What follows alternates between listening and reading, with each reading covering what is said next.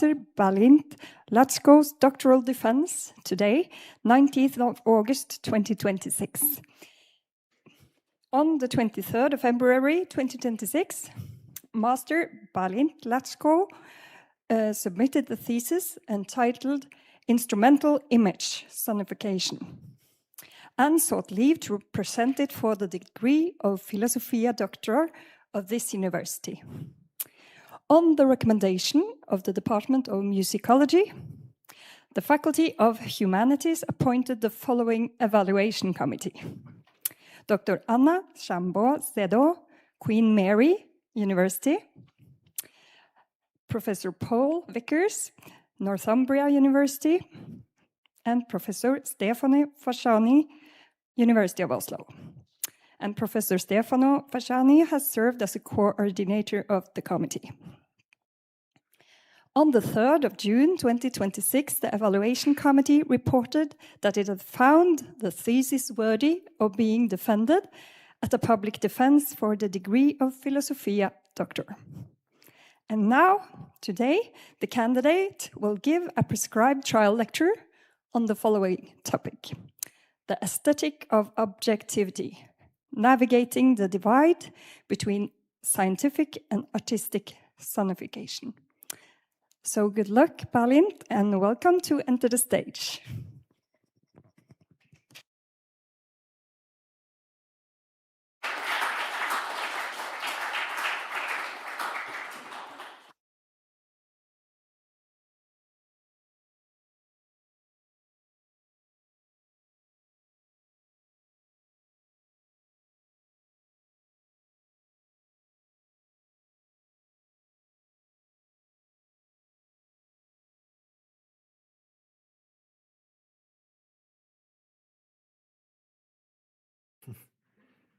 How about now? Okay, so I'm Bálint, and I'm happy and honored to stand before you today. Before we begin, let's settle in with some music.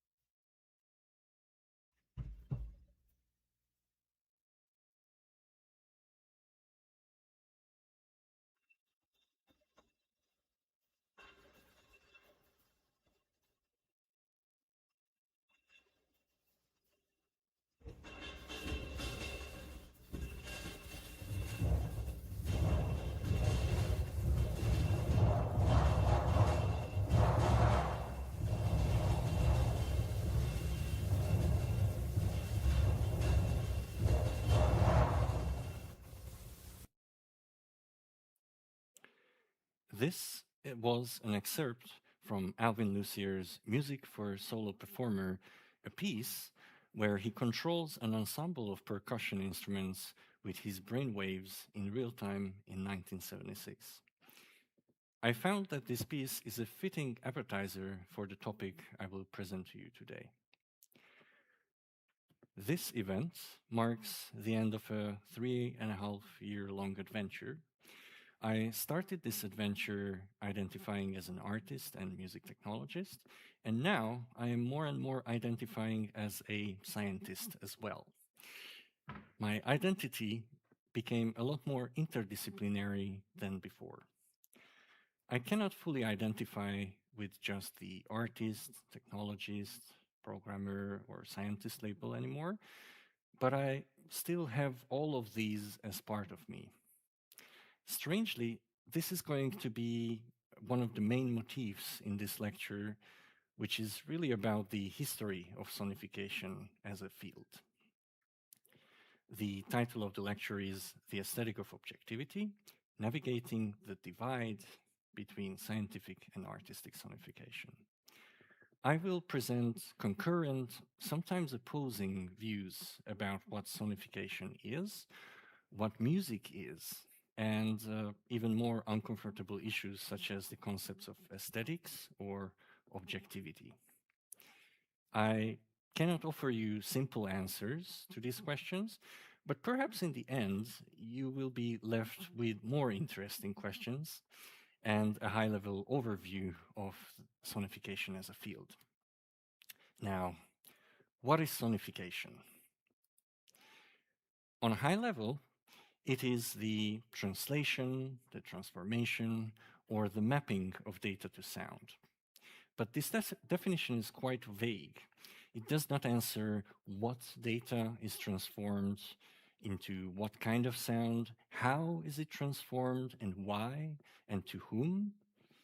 As you will see shortly, answering these questions is where all the problems emerge. But first, let's consider everyday examples of sonification that you might already be familiar with, such as metal detectors, the heart rate monitor, the notification sounds on your phone or laptop, or the beeping in your car that helps you park.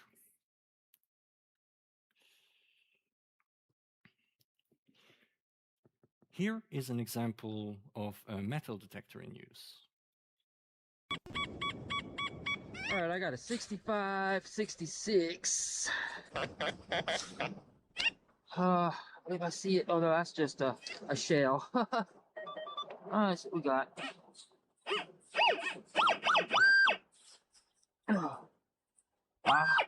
Yeah, that's what it is. Bottle cap. And one of my favorites, the fetal heartbeat sound synthesized from an ultrasound feed. It's a bit quiet.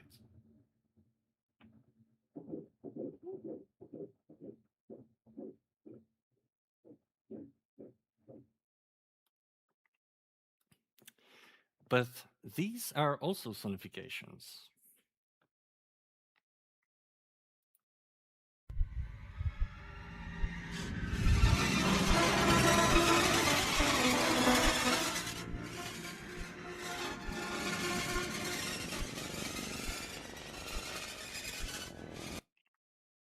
The other one.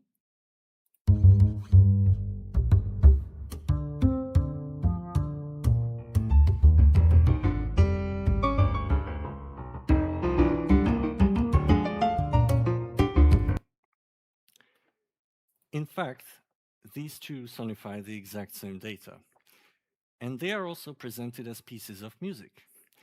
Both the everyday examples and these musical pieces are based on the same technique, mapping data to sound. But they answer the questions of what, how, why, and to whom very differently. These two pieces were presented at a seminal ticketed concert at the Sydney Opera House in 2004, comprised entirely of sonifications, making it one of the first of its kind. The event was organized as part of the International Conference on Auditory Display, or ICAD, which was first organized by the initiative of Gregory Kramer and has been the leading venue for the discourse on sonification ever since. This concert marked the 12-year anniversary of ICAD, a time that was characterized by a growing awareness of the role of aesthetics in auditory display. But it also stirred the pot, because it undermined the originally more utilitarian identity of sonification. Should we separate science and art and call only sonification what has a scientific purpose? Or should we embrace the interdisciplinary nature of the field? This is going to be the basis of the main debate that I will present to you today.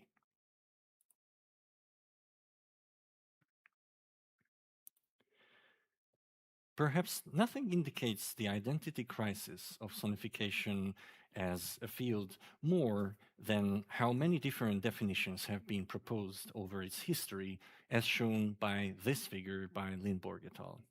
As a composer of electroacoustic, often data-driven music, when I started drafting my project proposal for this PhD position, one of the first articles I found in my literature search was this.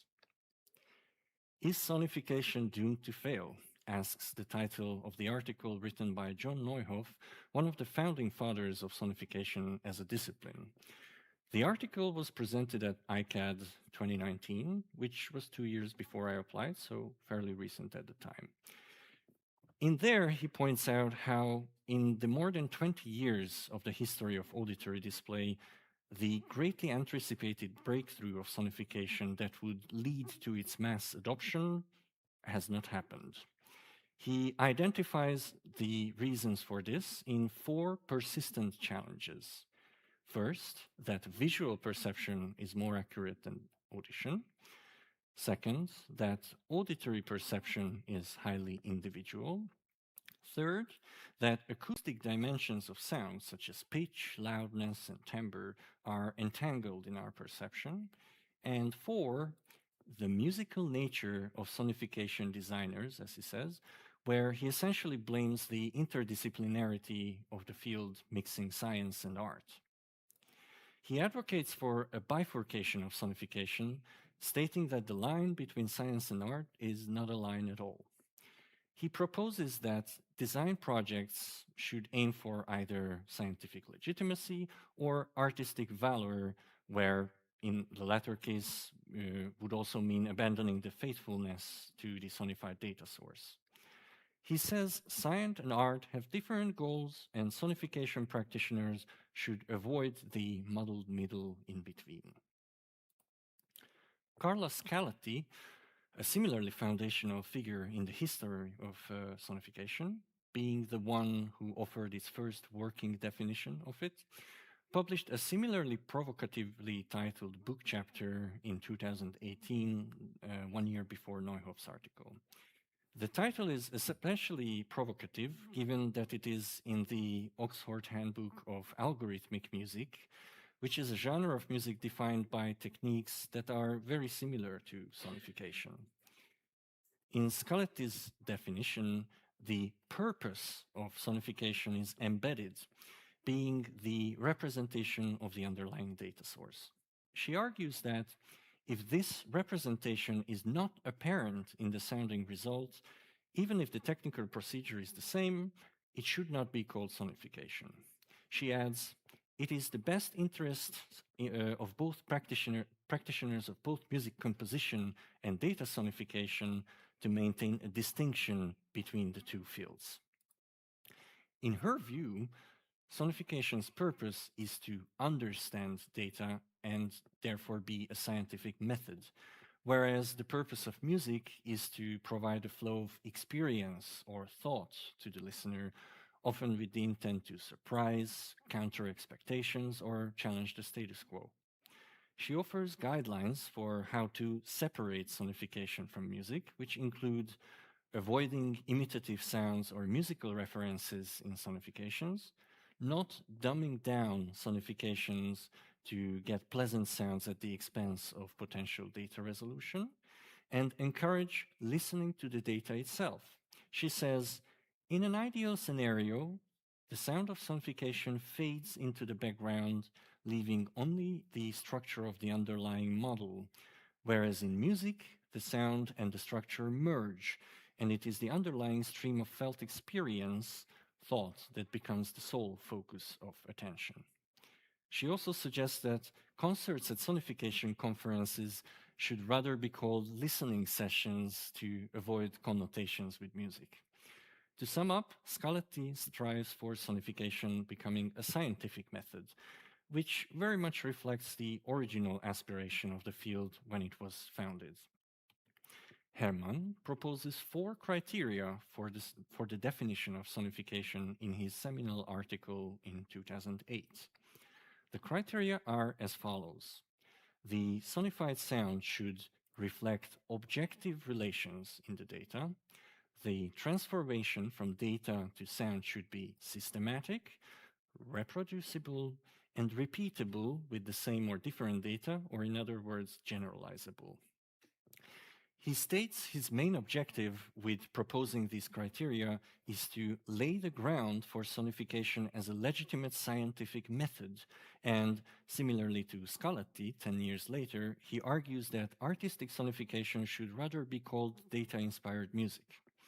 Just like Scarlatti, he bakes purpose into the concept of sonification, being an instrument to obtain insight into data under analysis, and claims that music's goal is the experience itself, where the underlying data is not in focus.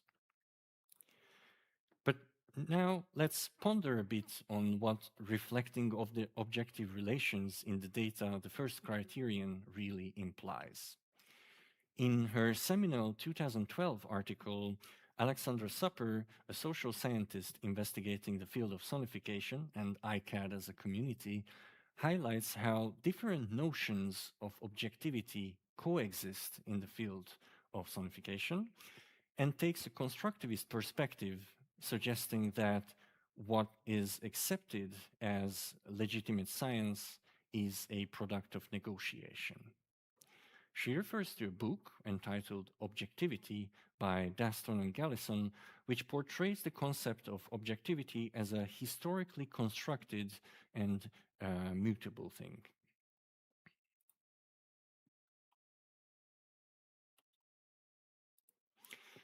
In this book, published in 2007, Lauren Daston and Peter Gallison analyzed images in scientific atlases that were published over the course of Western history.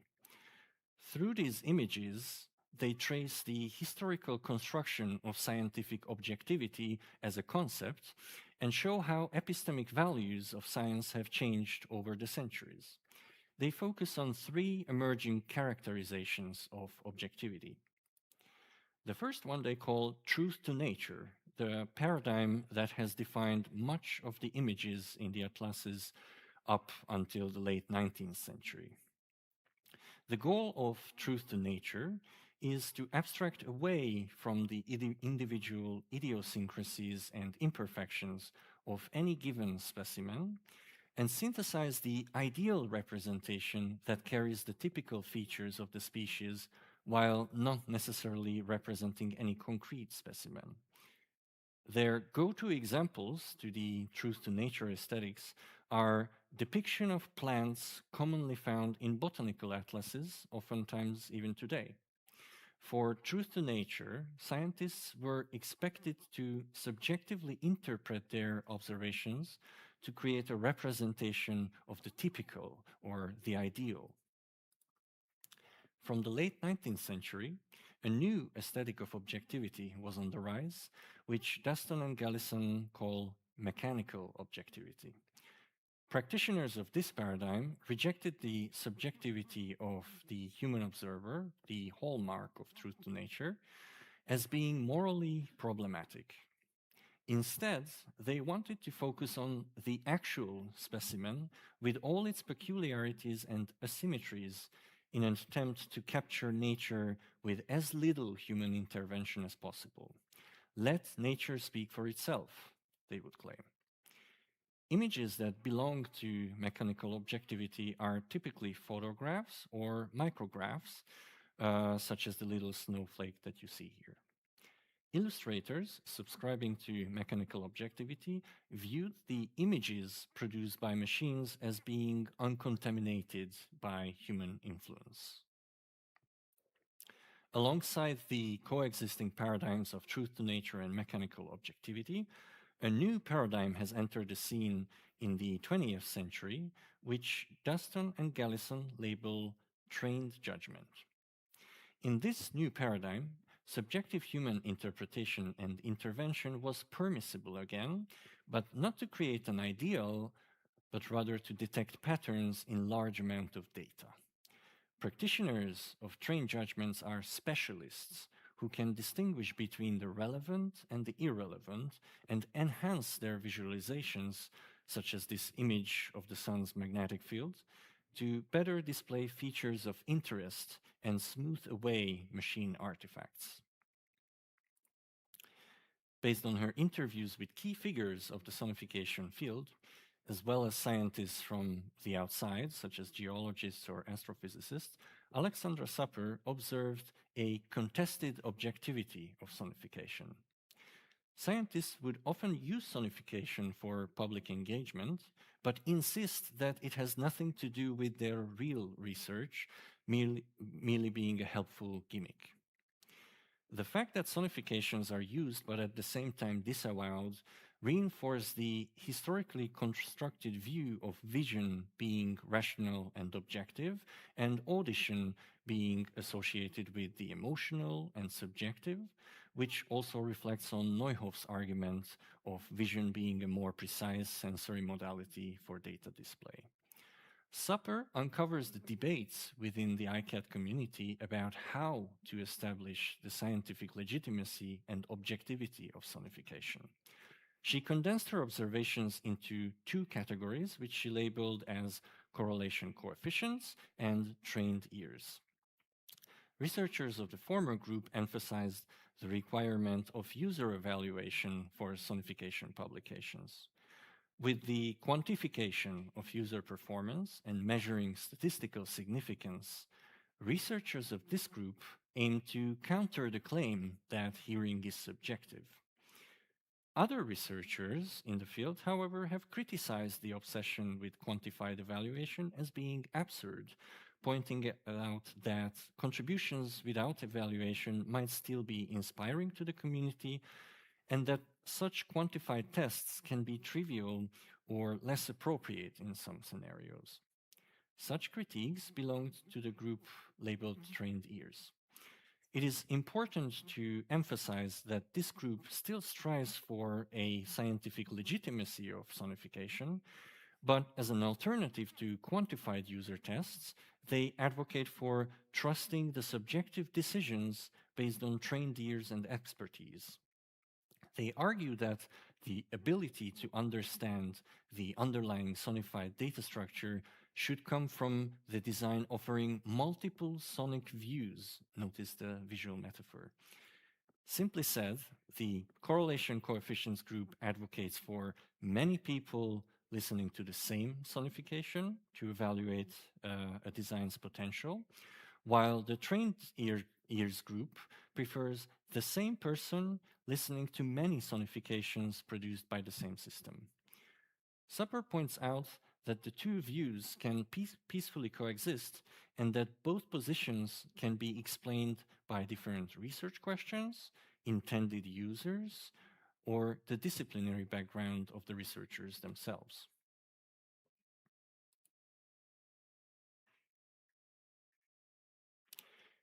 Now let's rewind the clock to the early 90s, where sonification forms primarily as a field of information engineering. The first ICAD in 1992 had a focus on data exploration and scientific observation. Scalati provided the first working definition of sonification as a mapping of numerically represented relations in some domain under study to relations in an acoustic domain for the purpose of interpreting, understanding, or communicating relations in the domain under study. Notice how the main purpose of sonification here is to reveal or represent the data. However, early user evaluation tests frequently indicated that the resulting sounds were often irritating to listeners, or, as Kramer puts it frankly, unpleasant, difficult to interpret, or downright ugly. He and others emphasized the need to consider auditory perception as a defining factor for the success of sonification mapping. In 1997, Barras gave a more design-oriented definition of sonification as the design of sounds to support an information processing activity. The focus here shifted from representation to functionality, where the aesthetic quality of the listener experience is critical. Barras emphasized the importance of creating useful and enjoyable sonifications, which could open up the practice to move from a strictly scientific technique towards becoming a mass medium. Gregory Kramer's definition from 1999 reads as the use of non-speech audio to convey information. More specifically, sonification is the transformation of data relations into perceived relations in an acoustic signal for the purposes of facilitating communication or interpretation. Here he emphasizes the role of human perception being a mediator between perceived relationships in the data and designed relationships in the acoustic phenomena. From these successive definitions of sonification, we can see a shift away from the pure data engineering towards the listener's aesthetic experience. Sound design techniques for theater, film, and computer games gradually entered the field, and sound art became increasingly associated with sonification. In 2002, an art section was added to the ICAD conference to explore the less utilitarian aesthetic implications of auditory display. Artists started to release data-driven sonifications as complete albums, or use the technique in public sound art installations, framing sonification as an emotional and often political medium. This culminated in a major milestone of the Listening to the Mind listening concert at the Sydney Opera House, organized by ICAD 2004, where the two musical sonifications you heard earlier were also programmed. The concert featured a dozen pieces, all derived from EEG data recorded on a person listening to music.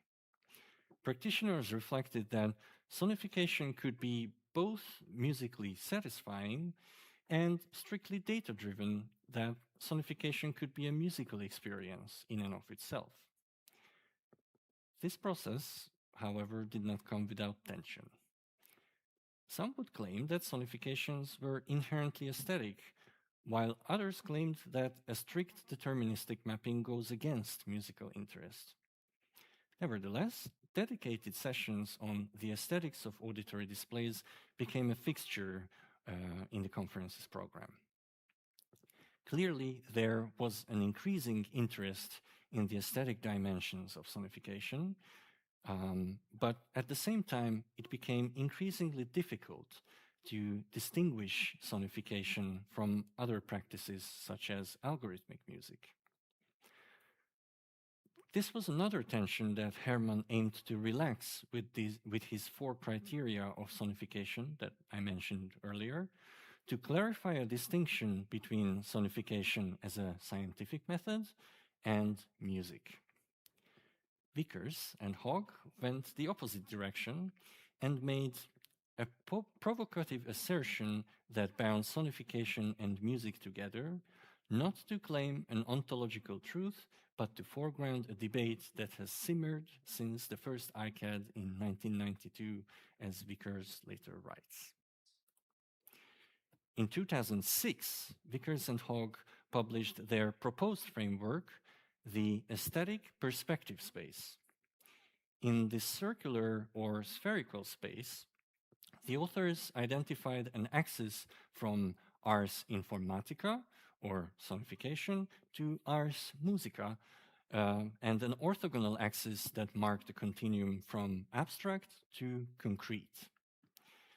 The horizontal axis referred to how musical the sounding result was in layman's terms, and the vertical axis referred to the indexicality of the sound, or as the authors put it, how much it sounded like the thing that made it. The aesthetic perspective space drew from musique concrète, a compositional practice that was foundational to electroacoustic music, based on the manipulation of found recordings instead of composed tunes, heralded by Pierre Schaeffer. Another influence was the conceptual framework of acoustic ecology by Murray Schaeffer, whose worldview was that we are exhorted to treat the environments in which we find ourselves as musical compositions. On the musical side of the space, Vickers and Hogg allocated the lower southeast quadrant to abstract music, meaning tonal or atonal note-based compositions with musical instruments. Here is an example.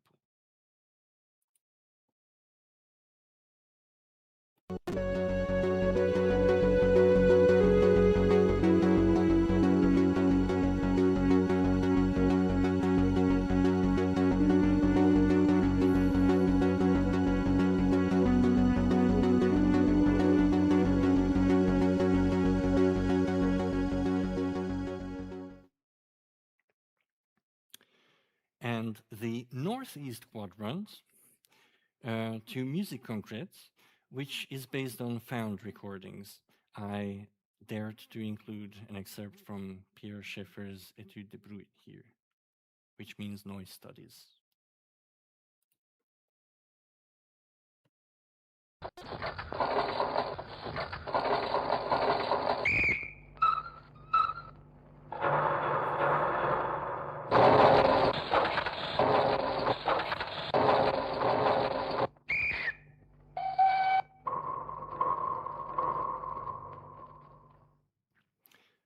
On the sonification side, we can listen again to the two examples from the Sydney concert I showed earlier, with abstract sonification that has a more metaphorical connection to the data source, occupying the southwest quadrant.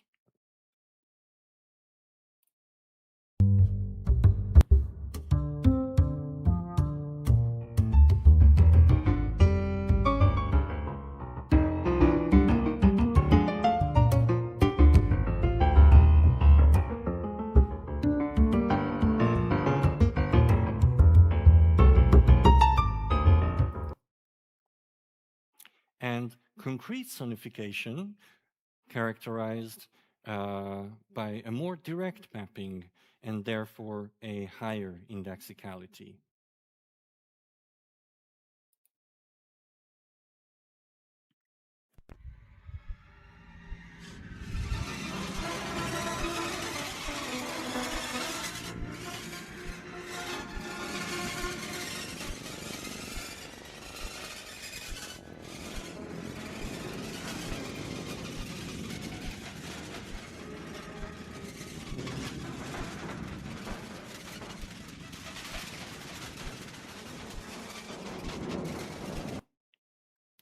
To move on.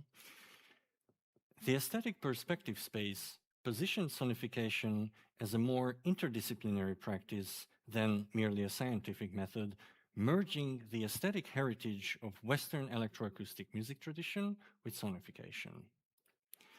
The question whether a sound was sonification or music became a matter of listener's perspective.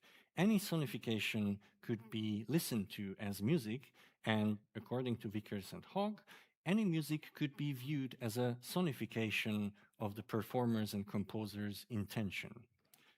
The aesthetic perspective space was an invaluable contribution to the discussion of aesthetics within the field of sonification. However, it was not without its critics. This framework invites the aesthetic of musique concrète, which, as Roddy and Furlong pointed out, is based on what is called reduced listening, a highly analytical mode of listening to sound, which aims to separate the objective cause from the subjective sound, to attend only to the sound's acoustic character, its timbre and flux, disregarding the sometimes recognizable sources that made the sound in the original recording. Roddy and Furlong claims that this mode of listening is highly atypical to how we generally attend to sounds in real life, And it is the positivistic thinking of the electroacoustic music tradition, thinking of sound in terms of parameters like pitch, loudness, or timbre, that is the real problem behind many dysfunctional sonification designs. They claim that this positivistic paradigm represents a disembodied idea of the brain, treating it as a computer. The authors also reframe the traditional problem of entangled perceptual dimensions and the mapping problem, identified also by Neuhoff as a persistent challenge to the practice of sonification, as a result of thinking in such a disembodied paradigm. The authors write that the discussion about aesthetics in auditory display rarely ranges beyond the classification of individual sonifications as aesthetically pleasing. Aesthetics, they write, are treated as a means of reducing annoyance and guaranteeing listener engagement. They add that such approaches emphasize the cosmetic value of aesthetics without fully exploring the potential they offer for more semantically rich and complex auditory displays. Drawing on John Dewey's aesthetics and the framework of embodied cognition and experientialism, Roddy and Furlong frames aesthetics as the very medium in which meaning unfolds.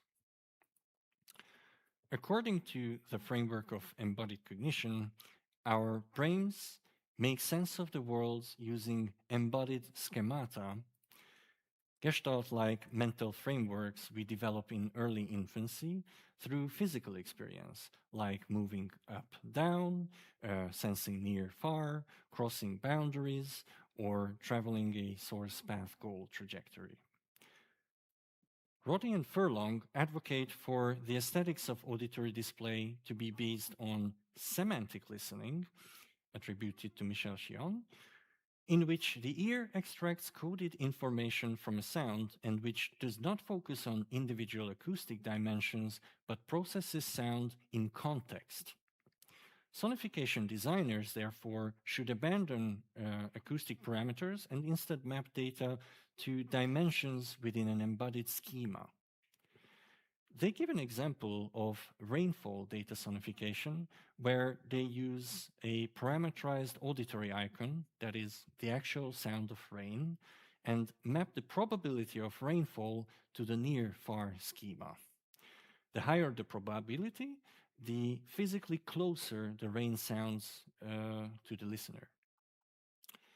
Since bodily schemata are acquired in childhood and are universal to similarly embodied humans, they require no prior training to interpret.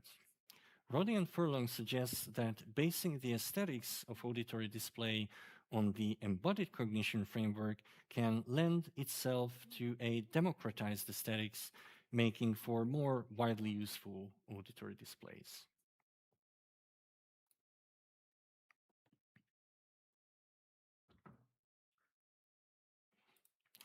At the beginning of this lecture, I showed you this figure from Lindborg et al., highlighting the many historically important definitions of sonification as a sign of identity crisis of the field.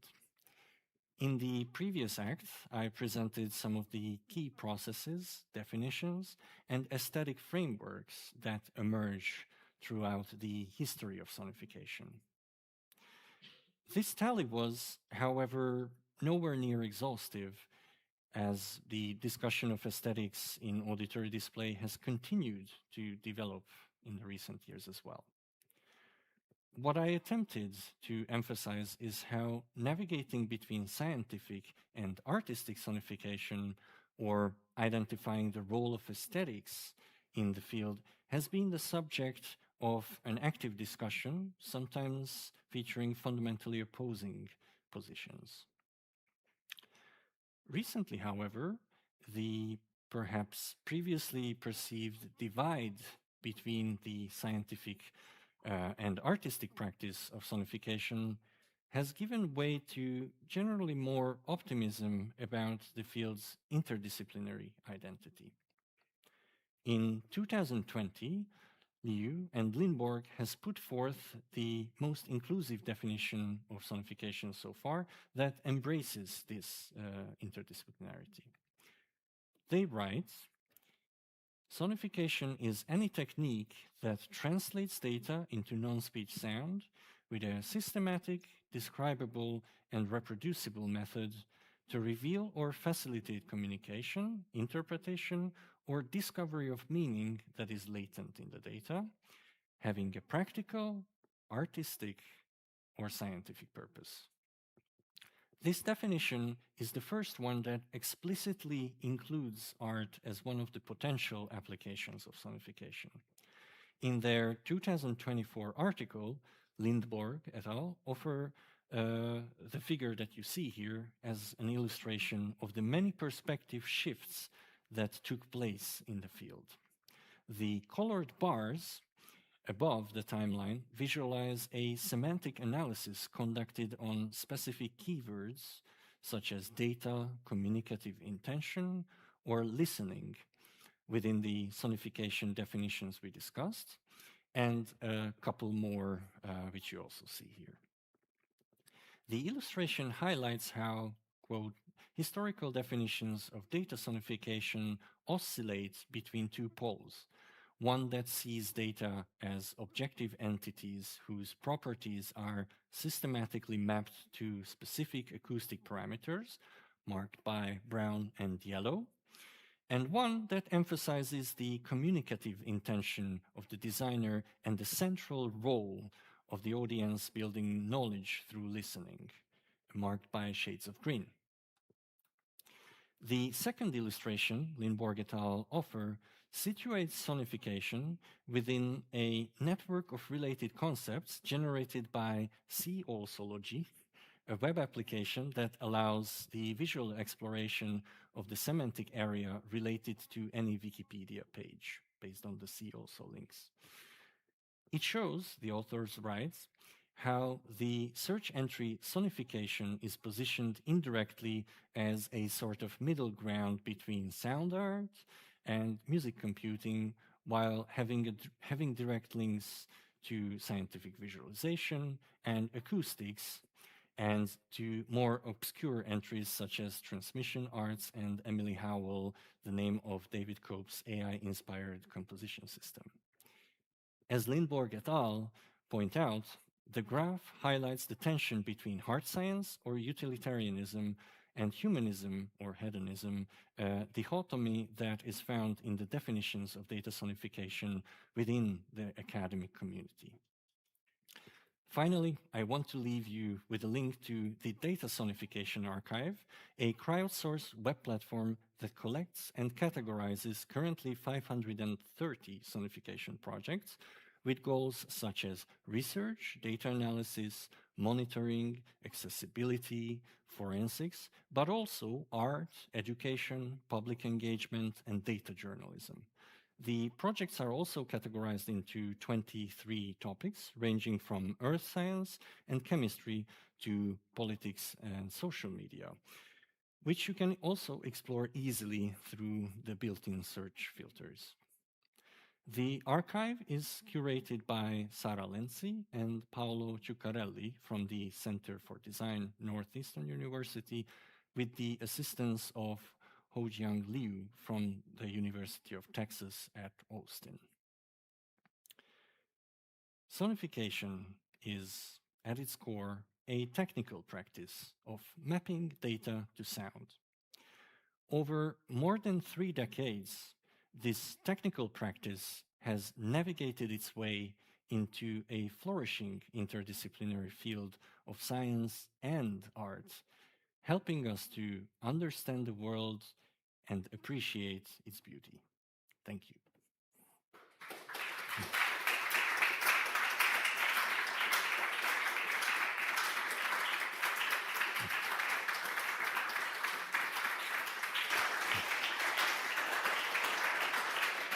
Thank you very much for a very interesting and Great trial lecture. We will now have a break for a bit more than 1 hour and start with the defense at 13:15. So welcome back.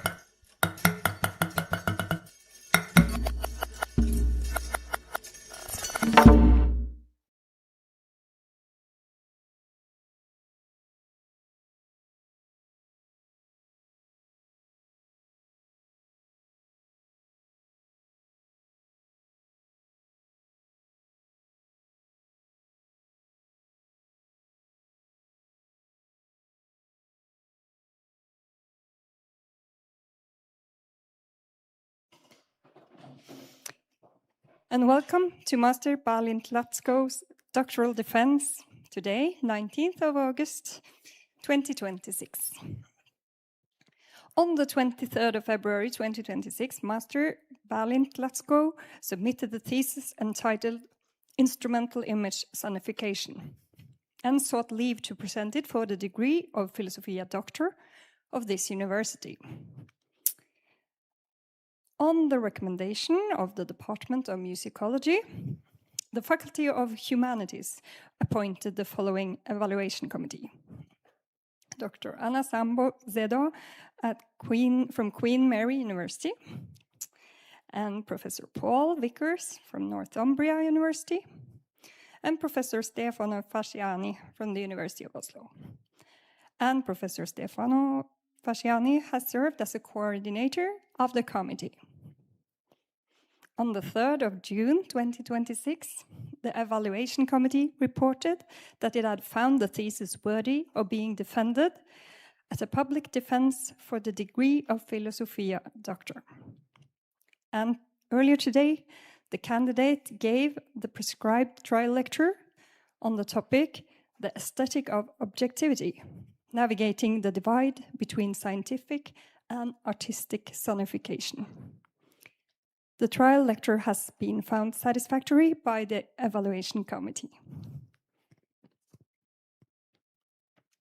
Now the candidate is to defend his thesis in public. The first opponent in the defense will be Professor Paul Vickers, and the second opponent, Dr. Anna Sambo-Zedo. And should any person present in this room wish to speak as an opponent ex auditorio, notice should be given to me before the second ordinary opponent is called upon to speak. Only the in-person audience in the room can ask questions ex auditorio. And may I kindly ask you to turn off the mobile phones. I will now call upon the doctoral candidate, Bálint Laczkó, to come forward and give his introduction. Welcome.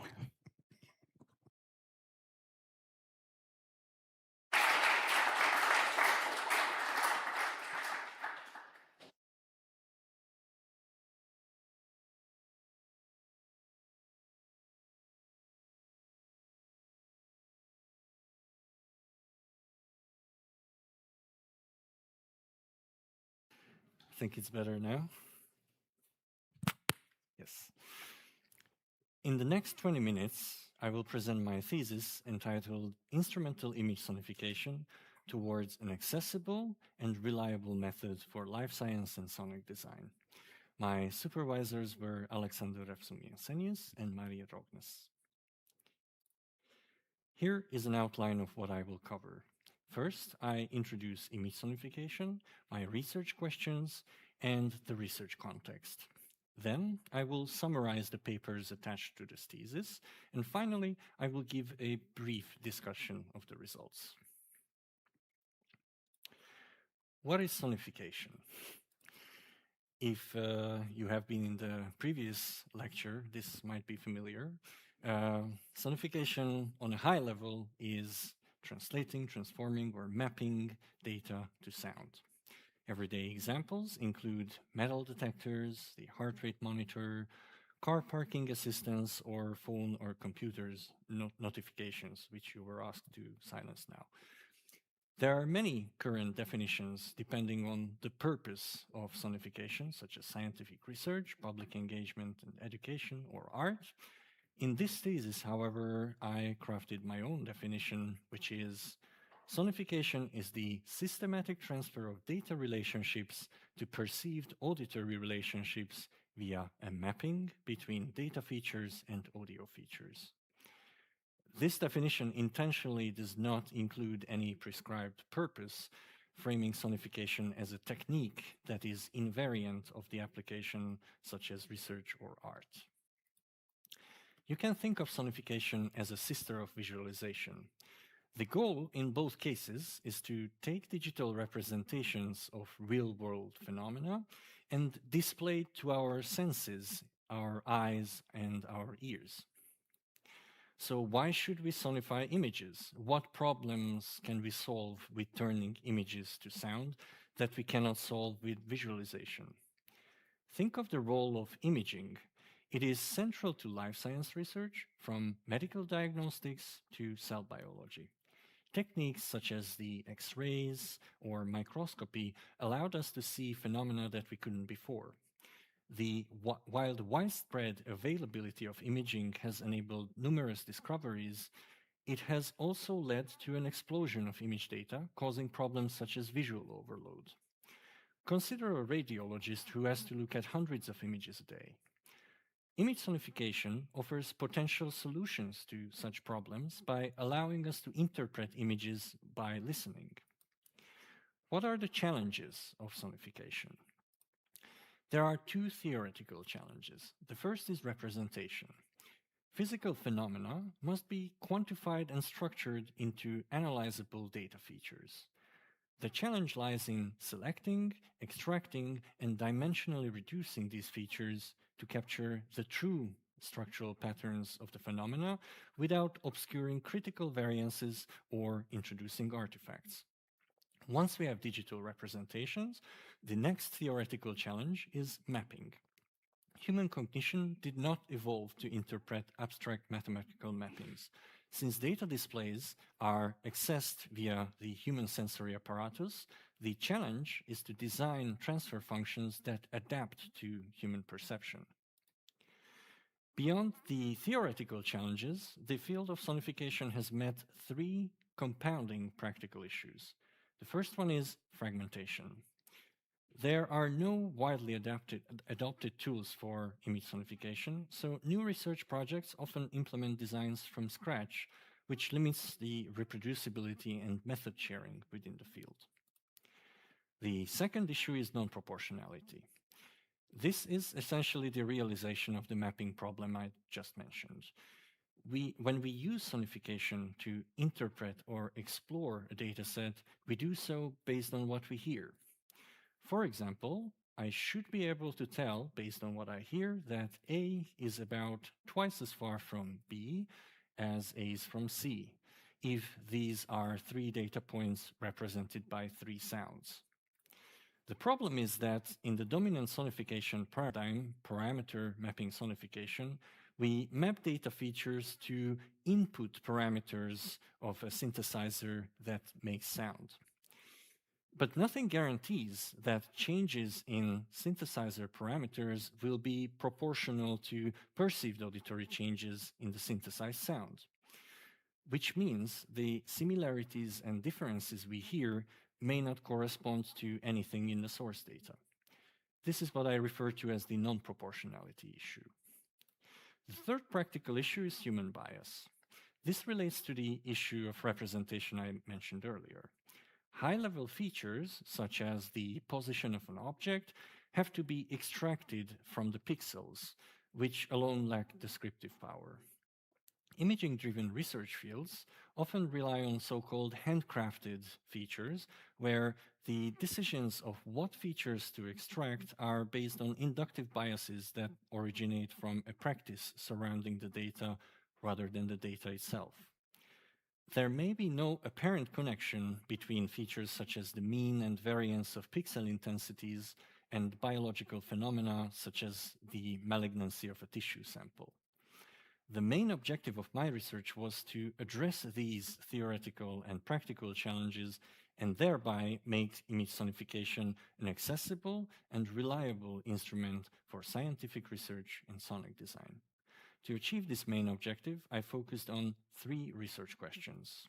The first one is, how can image sonification design be standardized for reproducible research and integrated into existing scientific computing ecosystems? This essentially asks, what has been done in the field of image sonification of biological data so far, and how to design a software framework where all existing designs could be reproduced and new designs could be implemented and integrated into researchers' workflows. The second question is, how can interactive audio-video interfaces facilitate the human evaluation of the perceptual alignment of audio representations and the exploration of image data? The focus of this question is on the combination of visualization and sonification with real-time interaction. On one hand, I was interested in how such an interface can help explore the high-level features we extract from synthesized sounds and how suitable these features are for sonification. My other objective was to uncover how such interfaces would relate to our multimodal perception and facilitate the exploration of image data.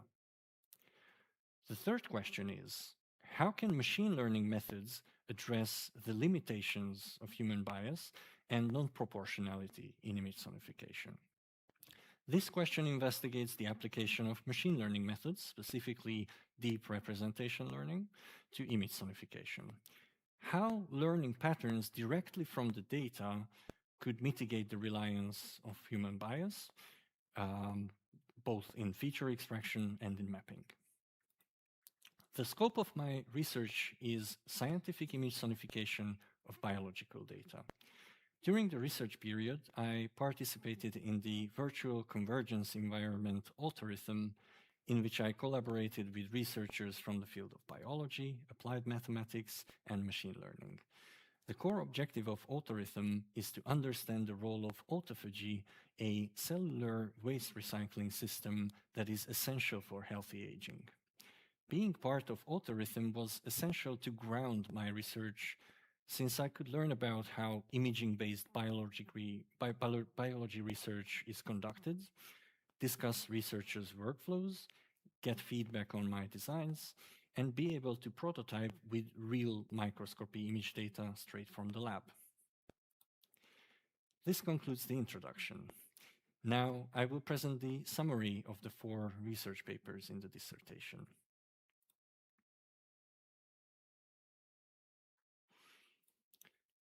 Paper 1 is Image Sonification of Biological Data, a Systematic Review. The primary aim of this review was to create a detailed map of the design space of image sonification of biological data, with the motivation of laying the necessary groundwork for developing a toolbox. The objective was to categorize publications based on a wide range of aspects, such as image feature extraction methods, mapping strategies, audio synthesis techniques, and many others. I searched on 4 online repositories, which yielded 2,446 relevant publications, out of which 30 met the inclusion criteria. This figure displays the publication years of all 30 included studies, showing a clear upward trend in publications between 1996 and 2023. The review process uncovered a range of image feature extraction techniques, from low-level direct, such as using pixel values directly, to high-level abstract features, such as cell malignancy predicted by deep neural nets. There was also a variety of audio synthesis techniques in the publications, with the popular ones being additive synthesis, sampling or granular synthesis, and FM synthesis. The review also uncovered a severe tool fragmentation in the field, with publications typically using separate software for image processing and audio synthesis.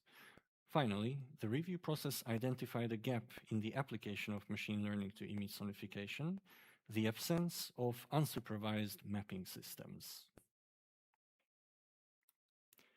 Paper 2, Pixasonics, an image sonification toolbox for Python. With the Pixasonics toolbox, I aimed to offer image sonification as a scientific instrument for researchers and a creative instrument for musicians. My motivation was to combine the benefits of monolithic applications, the interactive user interface and ready-made default modules, with the benefits of programming libraries, flexibility, modularity, and workflow integration, to provide an instrument that was easy to pick up for beginners, but which also offered depth for power users. Here is a quick demo of Pixasonics.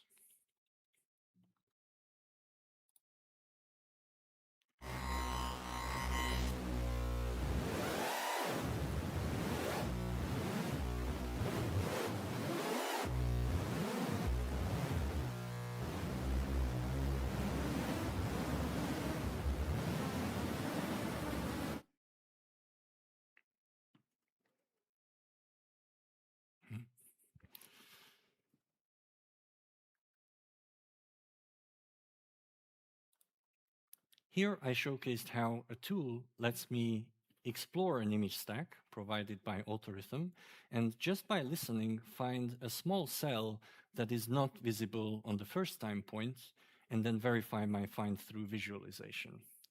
Since its release, there has been 3 public workshops on Pixasonics, the last one just recently on ICAD 2026 conference. Paper 3, Synth Maps, mapping the non-proportional relationships between synthesizer parameters and synthesized sound.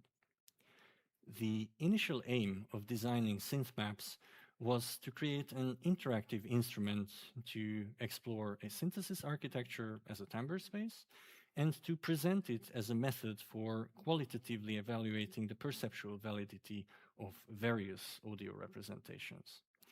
My motivation was that since perceived auditory similarity varied across individuals, it was necessary to interactively explore the relationship between the similarity indicated by audio representations and the actual similarity users would perceive. The prototype also revealed a non-proportional relationship between changes in synthesizer parameters and perceived auditory changes, providing an empirical evidence of the limitations of parameter mapping sonification. Here is a quick demonstration of how it works.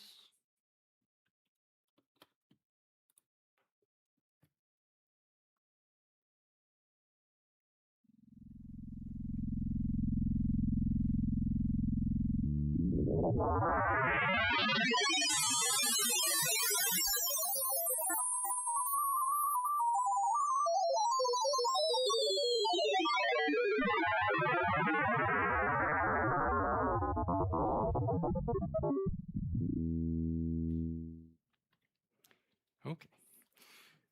On the interface, you see over 100,000 points, each of which representing a unique FM synthesis parameter combination. The distribution of the points is derived from various existing representations that claim to have perceptual relevance. The interface lets you explore the map of this simple FM synthesizer interactively and assess how well this timbre space corresponds to how you hear similarities and differences between the sound examples. The 3-parameter FM synthesizer was chosen based on the systematic review, which identified FM synthesis as a frequently used architecture for image sonification of biological data. Paper 4. Image sonification as unsupervised domain transfer, or ISU-DOT. The aim of this paper was to present a new method for image sonification where disentangled audio and image representations and an unsupervised mapping is learned by a combination of 3 neural networks. My primary motivation was to provide an alternative approach to manual feature engineering and parameter mapping sonification. Here is the model architecture. The blue group denotes the image model, the green group the sound model, and the orange block represents the mapper. The semi-transparent red path indicates how images are mapped to sound at test time. Since this is an experimental method that involves training 3 different models, as a proof of concept, I wanted to test it on synthetic image and sound datasets where the underlying factors of variation are controlled. On the left, you see samples from the image dataset, a white square over black background with varying horizontal and vertical coordinates. On the right, you see visualizations of the sound dataset, which consisted of simple sine tones with varying pitch and loudness. The task of the representational models were to associate one latent dimension with only one varying factor based on observing pixels of an image or frequency bins of a sound spectrum. Here are 2 plots of the latent space of the image model, where points correspond to encoded images and are colored based on the varying horizontal and vertical coordinates of the white square, which the model, of course, didn't get to see. The visualization shows successful disentanglement, where the model associated its first latent dimension with the vertical coordinate and the second dimension with the horizontal coordinates. A similarly successful disentanglement could be observed in the sound model's latent space. The mapping was evaluated interactively in a real-time setting. The mapper model successfully associated one latent dimension in the image model with one and only one latent dimension of the sound model, guided by its proportionality loss function, which facilitated the model preserving relative distances between encoded images as relative distances between encoded sounds. This concludes the summary of papers.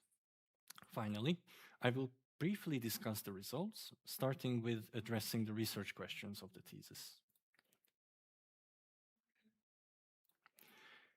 How can image sonification design be standardized for reproducible research and integrated into existing scientific computing ecosystems?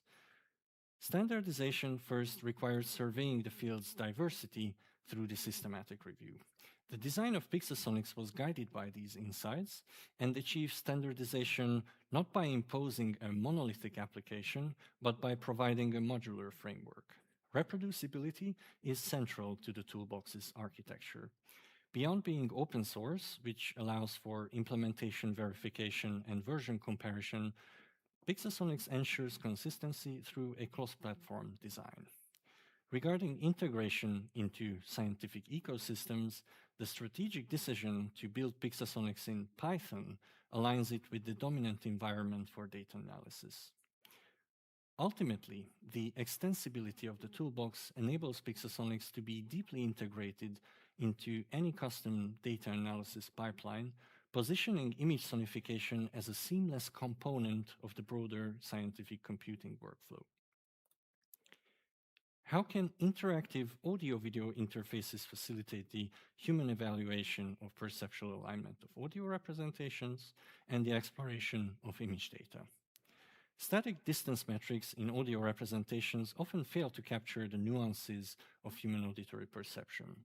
Synth maps addressed this by providing an interactive audio-video environment where users could scrub through thousands of synthesized sounds in real time.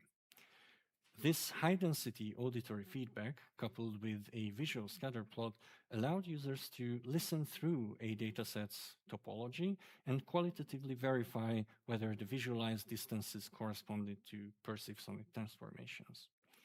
In exploring image data, Pixasonics leverages instrumental interaction to bridge the user's visual expertise and the auditory display. Recognizing that biology researchers rely heavily on visualization, the toolbox does not replace visual displays. Instead, it augments them with auditory information. This auditory visual scaffolding effectively enhances the ecological validity of the data display, enabling multimodal exploration of complex biological data. How can machine learning methods address the limitations of human bias and the non-proportionality in image sonification? To address the limitation of human bias and in feature extraction, this thesis proposes the new ISUDOT method for image sonification, leveraging machine learning to discover intrinsic patterns directly from the data.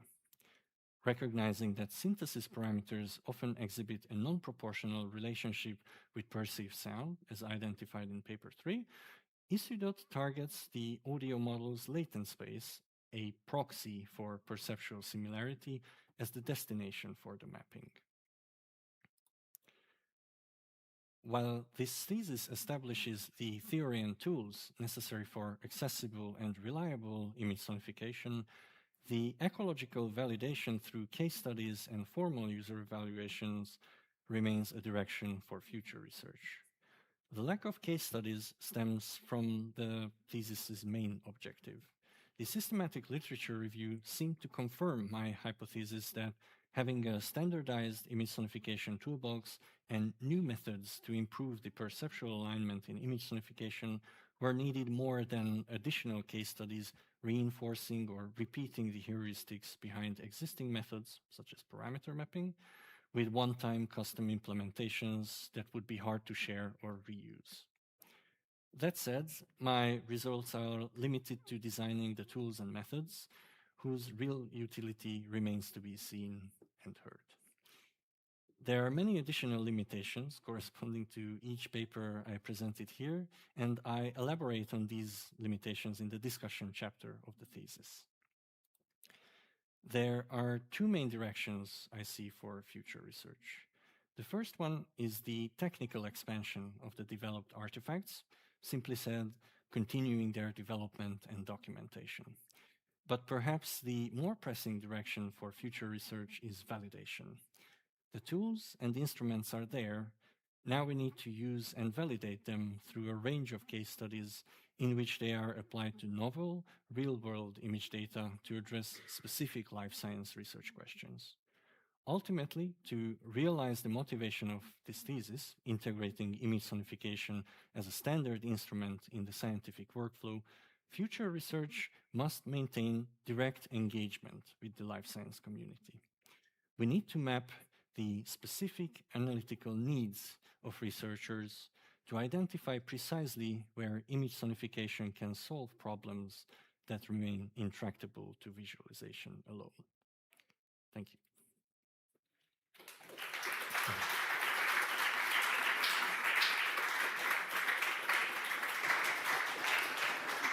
I would like to thank the candidate for his introduction. And then it's time to call upon the first opponent, Professor Paul Vickers, to come forward.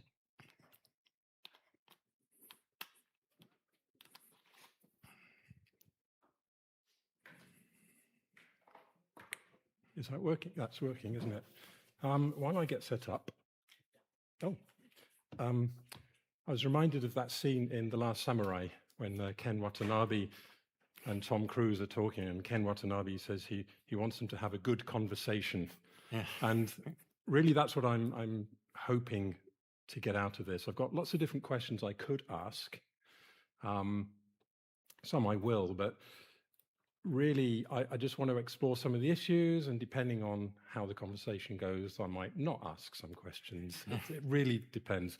Because when I was looking at your thesis, I realized there's so many different ways one could attack it in a defense, or rather read it. You can read it through different lenses and from different viewpoints, and each of which raises a whole set of different questions. So I wasn't really entirely sure which way I wanted to go. So let's just see how we go.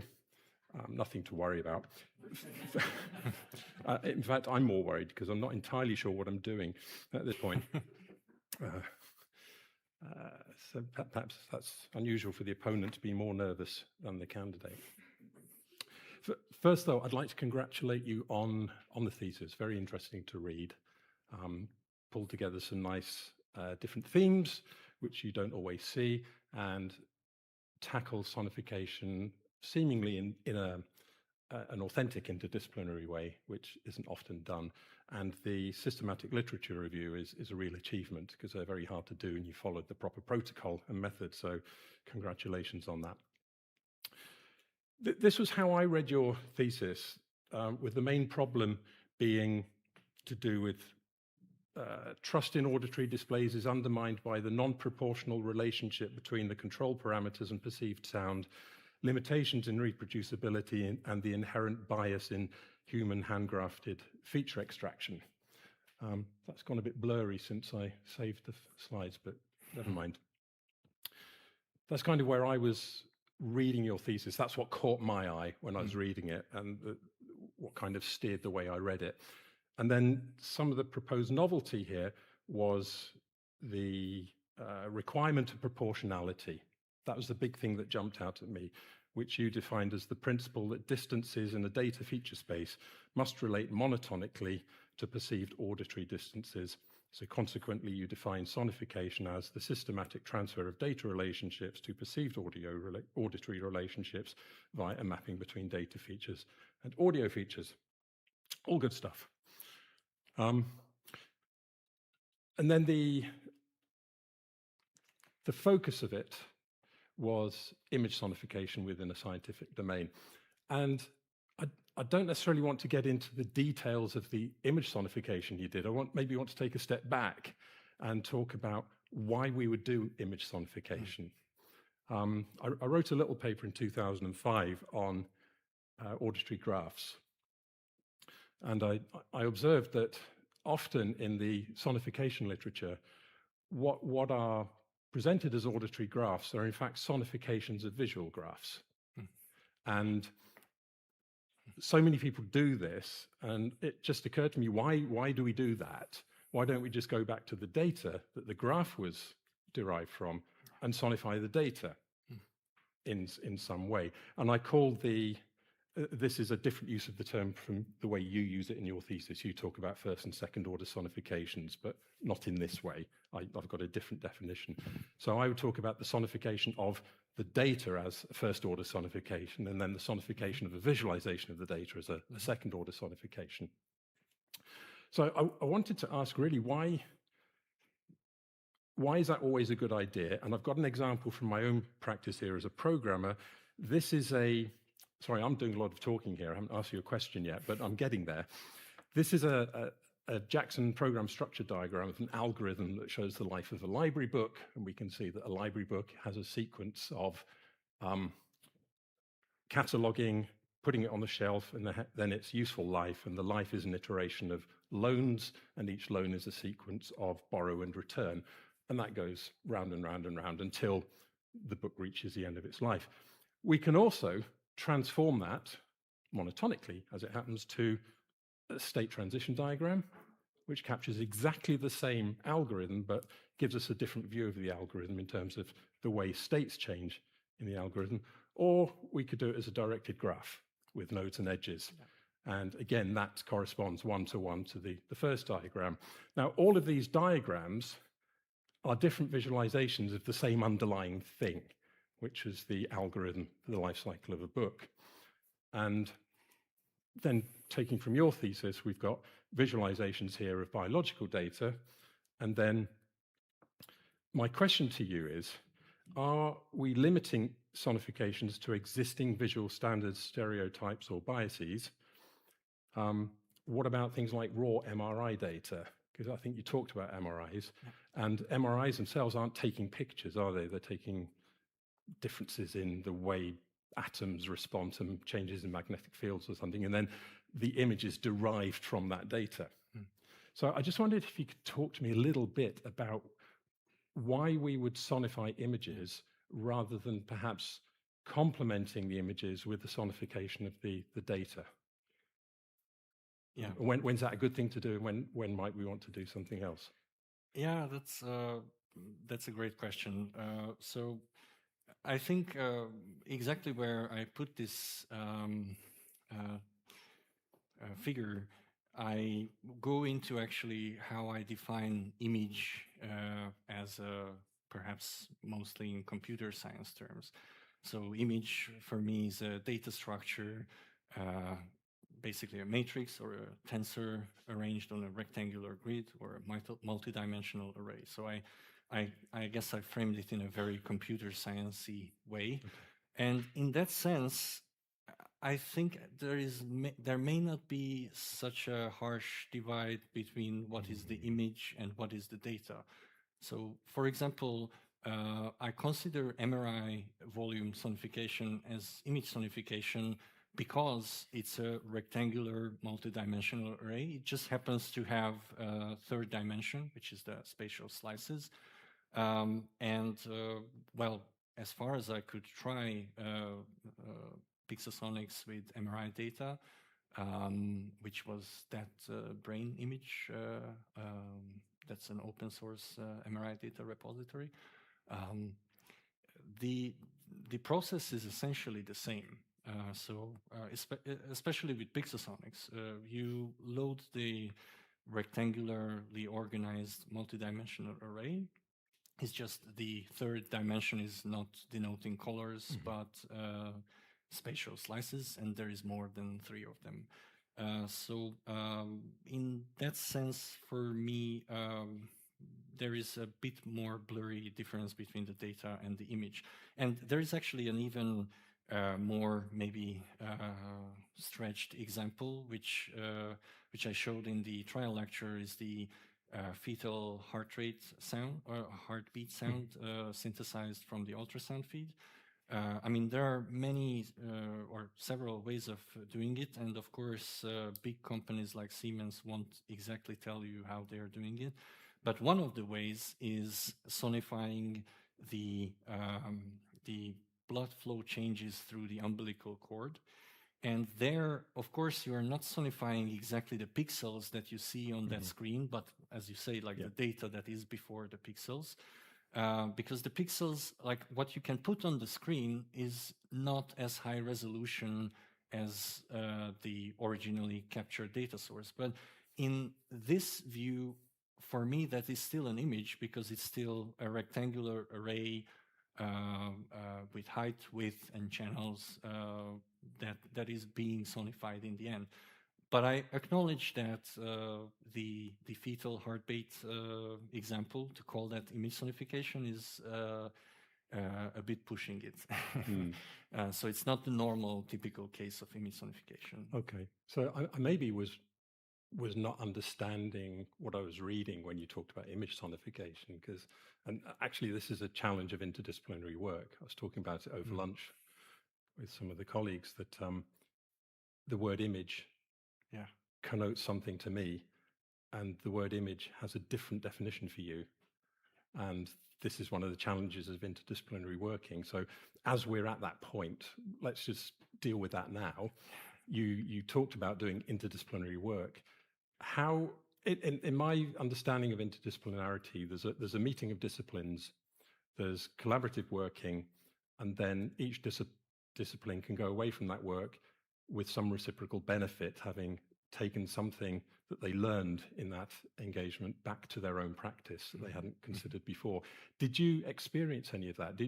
I think you probably did, but what about the biologists and the scientists? Did they take anything away from this that affected their practice? Okay, so one thing, I will start with me. So I have been conducting this PhD at RITMO, which I think where the interdisciplinariness starts. So RITMO is an overlap between the Department of Psychology, Informatics, and Musicology. And what is great about this is that actually every day I'm surrounded with people from very different disciplines. Actually, not very different disciplines. The great thing about it is that we all have something common to talk about, but there's also a lot of things that we don't know about each other's disciplines. So it's always some degree of a mixture. And then in autorhythm, there was perhaps a more multidisciplinary setting where people individually correspond more firmly to one discipline. Of course, this could be debated by the persons present. But the collaboration, as you said, is more a multidisciplinary thing where we tried to come to the problems and ideate about solutions from the vantage point of our disciplines. For example, when I started working in this frame, it was a very unclear question to me: what can sonification at all do for these people? Because they are used already to their imaging-driven workflow. They have sophisticated quantitative analysis pipelines. And of course, I never did biology research myself, so I thought they probably never really have to look at the data. They just kind of churn it through a computer and it will tell them some answers about how certain cells behaved in an experiment. And so I was, how can image sonification get into this pipeline if you already kind of get your answers? And the great thing, so this is kind of what I come away with as a reciprocal benefit, was that I could actually go to the offices and the labs of these specialists and just sit with them, and they would explain me in of course, layman terms of what they were working on, what they were interested to find out, and they even pulled up examples of their of the images that they captured and tried to show me different features that they were interested in. And in that, I mean, this was not like a controlled experiment, but I was kind of observing how are they actually dealing with those images. And I asked them, like, do you ever actually have to look at the images and just qualitatively see that maybe this cell looks like this and that cell looks like that, or it's always just the computer doing it? And it turns out there is a lot of the times that they do have to qualitatively look at the images and based on their expertise, interpret really what's going on. And then I thought, this is the exact place where sonification could come in, and that was kind of the idea, the inception of Pixosonics, so to say. So I definitely came away from the benefit of a much better understanding of how biology research works. And just picking up on that, but what could you take from that back into your own practice? Because originally, before you declared yourself homeless this morning with your identity crisis of discipline, as a musician, what could you take back from that engagement with the biologist to your practice as a musician and an artist? Yeah, that's an interesting question. I think it probably filters through, I would say, the engineering. So what I found in my practice, what connects art and science in the most like tangible way is engineering, is creating tools for you to do your thing. And that was also my idea with Pixosonics a little bit, although I admit I didn't fully explore, or I didn't at all explore the musical capabilities of the toolbox. But it was always kind of behind my thoughts that I should make this so I could even make music with it, or like a live performance. And so what I took away from this collaboration is all those insights and requests and comments on the development of Pixosonics, while simultaneously I was also thinking how to keep this designed in a way that musicians and live coders would still maybe enjoy. So that maybe somewhere there is that reciprocal benefit. Okay. And just quickly, if you can, because I'm aware that we have limited time. What about the biologists? What did they get from this? I guess for the best answer, you would have to ask them. But what I could observe is that, first of all, when we started out this project, most of them never heard of sonification ever, which is probably not surprising to a sonification designer. That is often the case of sonification. That was also kind of one of the points of Neuhoff in that article, that even though there is such a vibrant development within the field, it somehow doesn't really go outside and seep into the actual research or artistic domain. And so what we had to start with is to just talk a lot about what in general, in very general terms, what auditory display could do for them. And what I started with, because I observed in several of the meetings that they are working with time series, right? So it's a stack of images, sometimes it's 5, sometimes it's 12 steps, and they often look at certain areas evolving over the time. And what I could see is that they constantly flip back and forth between the stack, and sometimes to my taste, maybe the software that they did it with was also a bit clunky, so they had to kind of push together or arrange several windows on the screen, and it wasn't very intuitive in my eyes. So I think the first time I saw something sparkle in someone's eyes was when I told them, yeah, but with the sound, you could just kind of listen through the whole thing at once, so you don't have to flip through all the time. You can just look at one image, and then with this probe, hover over an area, see or hear if you hear any kind of anomaly or difference that would prompt you to flip there in the image stack as well. And that seemed like something that they were generally very excited about.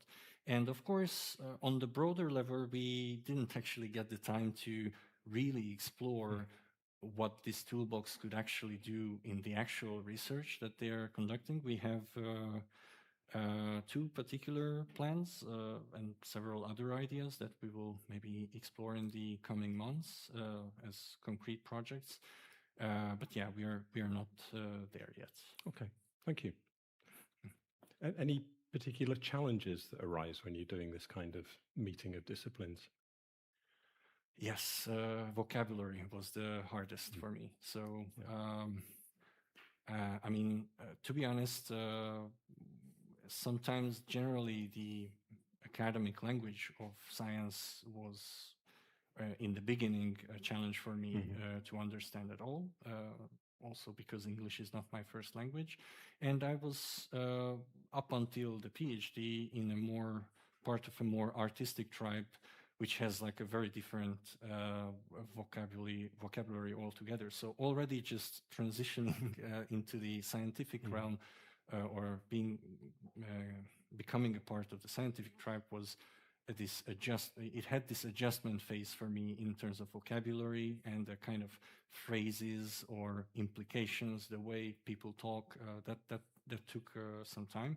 And then immediately I was also dropped into a biological research discourse. And actually we have in Autorhythm several PIs who primarily look at cell biology and biochemistry. And many of the times the conversations just flew over my head. And actually, I was very inspired by Alexander, who also came to many of those meetings. And then I could see that where I kind of threw the towel in, and I just accepted that I won't understand anything now. He kept asking questions. Okay. Oh, but wait, I didn't understand that. Or what do you mean by that? And then I realized, of course, I think that's the way to tackle this, to just not give up, but just keep engaging and not be afraid to ask the the stupid questions. So that was a big inspiration for me to like go in and just try to take as much as I can. And eventually, I think after many of those meetings and group presentations, I kind of got into this, or I got a sense at least of the vocabulary. But we, for example, had discussions on what does noise mean, because it means something in statistics, it means something in mathematics, in physics, in audio, in biology. So and in music. And in music, yeah, exactly, auditory perception. So there, we had some interesting Japanese noise music, yeah, for example. yeah. Okay. All right. Thank you. That was really interesting. So proportionality. I wasn't quite sure how you were defining proportionality. I know you're talking about it's the difference between the sort of the distances between the data and sound mappings, and then the way we perceive those distances, something like that. Were you using it in a very codified, descriptive way where you could measure it, or were you using proportionality in a more sort of general sense as well? This mapping seems disproportionate.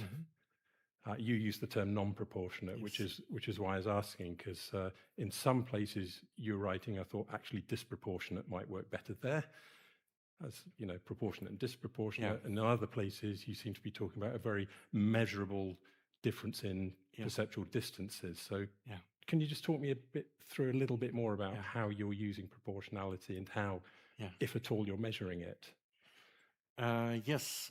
So the disclaimer is that I'm not a mathematician. So I maybe come to this research with a certain intuition about what I mean by proportionality, and that may not align to what some other disciplines think of proportionality. In this sense, it was great to, for example, collaborate my other supervisor, Maria Rognes, who is a mathematician. So when we talked about proportionality, then I realized I have to adjust my language, the way I think of it, the challenge, and I started to see the challenge of defining it. And I'm not sure the definition I gave is the best possible one, but to reflect on why not disproportionate, honestly, it didn't even occur to me that I could use this term until I got the evaluation. But then I was thinking about it, and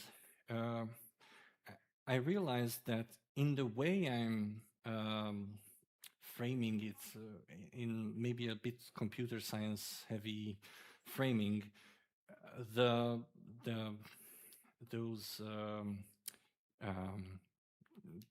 non-proportionalities are actually between the sort of measurable parts of, for example, auditory perception. And it's another question whether those measurements, like how good they are or how well they correspond to how we perceive, for example, timbral changes. And it's also a question, what exactly is timbre, right? So anything that is not pitch and loudness is the American Association of Psychology, I think, definition. I think I kept with the non-proportionality because I used it to point to those measurable parts, or at least the proxies, such as timbre spaces, that were proxying the perception. And I also felt, but again, English is not my first language, that disproportionate somehow carries a normative judgment. So something is good and proportionate, something is bad and disproportionate. And I felt that it's maybe more, at least clearer to my mind, to call it non-proportional. And but I'm not sure if it's the best solution. I don't.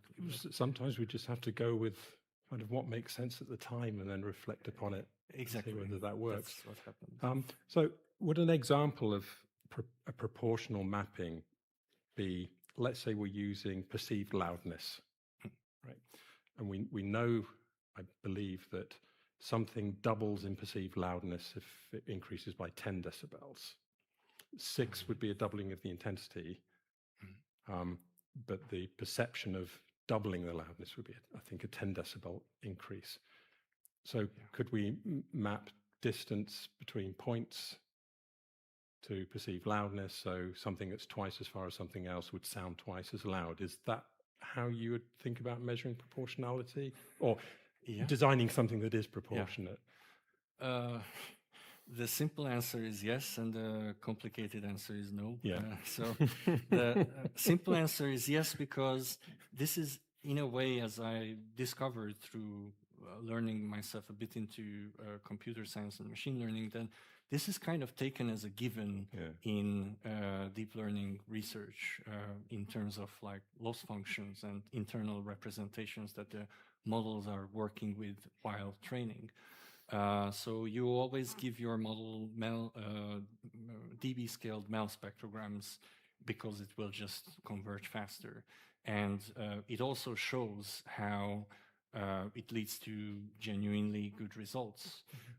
Not necessarily perfect results, but representations that have clear perceptual relevance, which is why also I wanted to include 2 of those models, encodec and clap, in the SynthMaps experiment.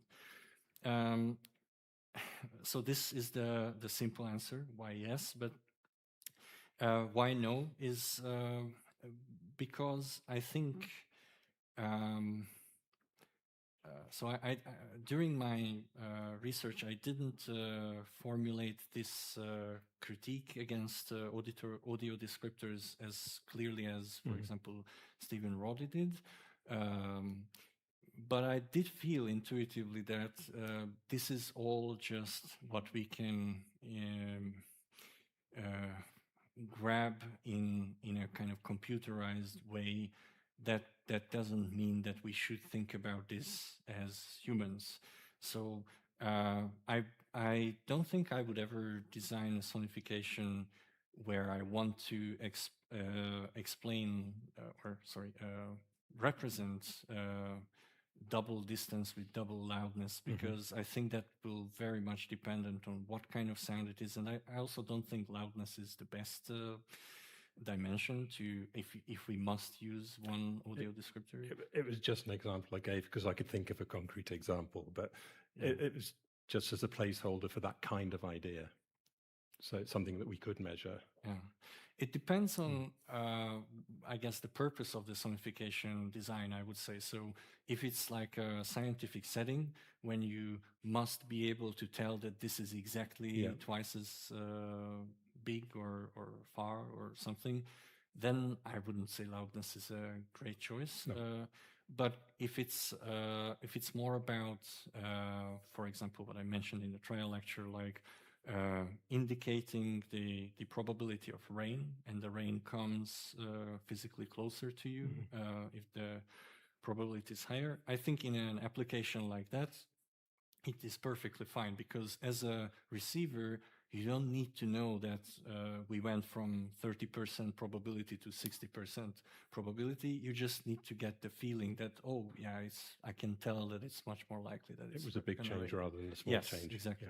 Yeah. Okay. Your work on proportionality got me thinking about this idea that came from Julian Rohrhuber, where a paper called Introducing Sonification Variables. I don't know if you've seen that before. It's something that you might want to engage with if you take this work forward, because he did a piece of work where he's dealing with what we might call the upstream problem. How do you get from the domain theory to the specification of sound synthesis in a way that preserves the domain's inner relational logic? So you've got the logic of the domain, the data, the image in your case, which has its own internal logic. How do we get from there into the sound specification? Whereas your proportionality is coming sort of downstream, listening to the sound and seeing whether it seems proportional to the internal logic of the representation. Yeah. And he separates the variables of a sonification into the domain-based variables and the sonification variables. So you can separate the time domains as well of these. And it's something you might just want to read about, because I think Thank you. it would have been nice to see it in the thesis, but you don't know what you don't know. Yes.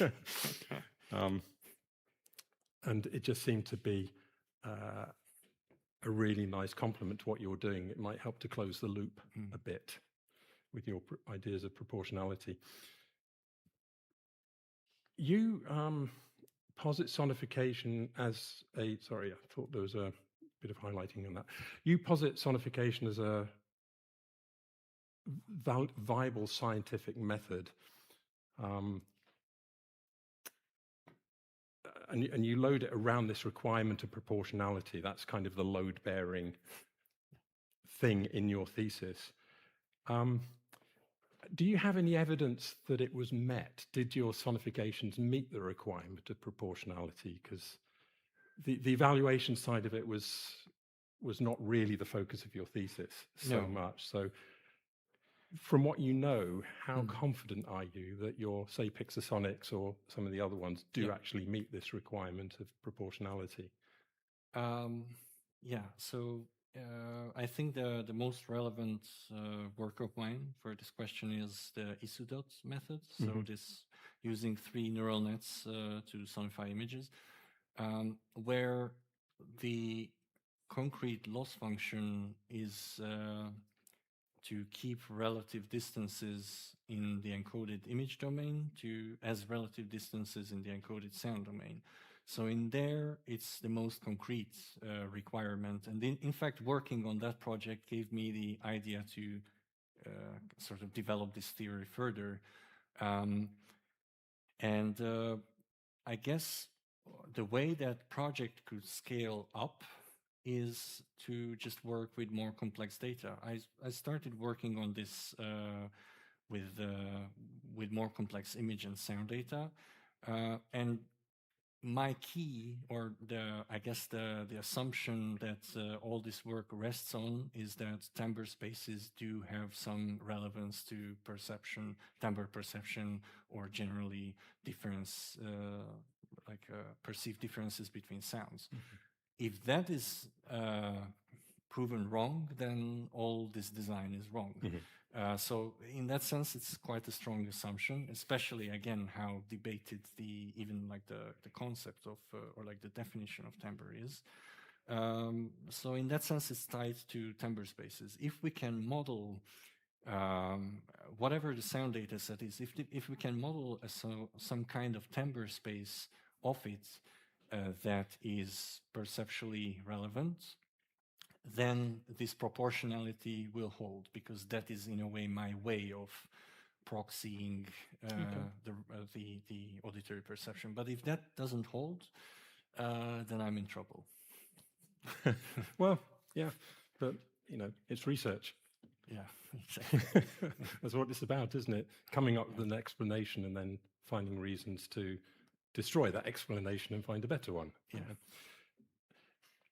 You seemed to frame sonification in your thesis very clearly in the sort of Thomas Hermann camp of sonification as scientific method.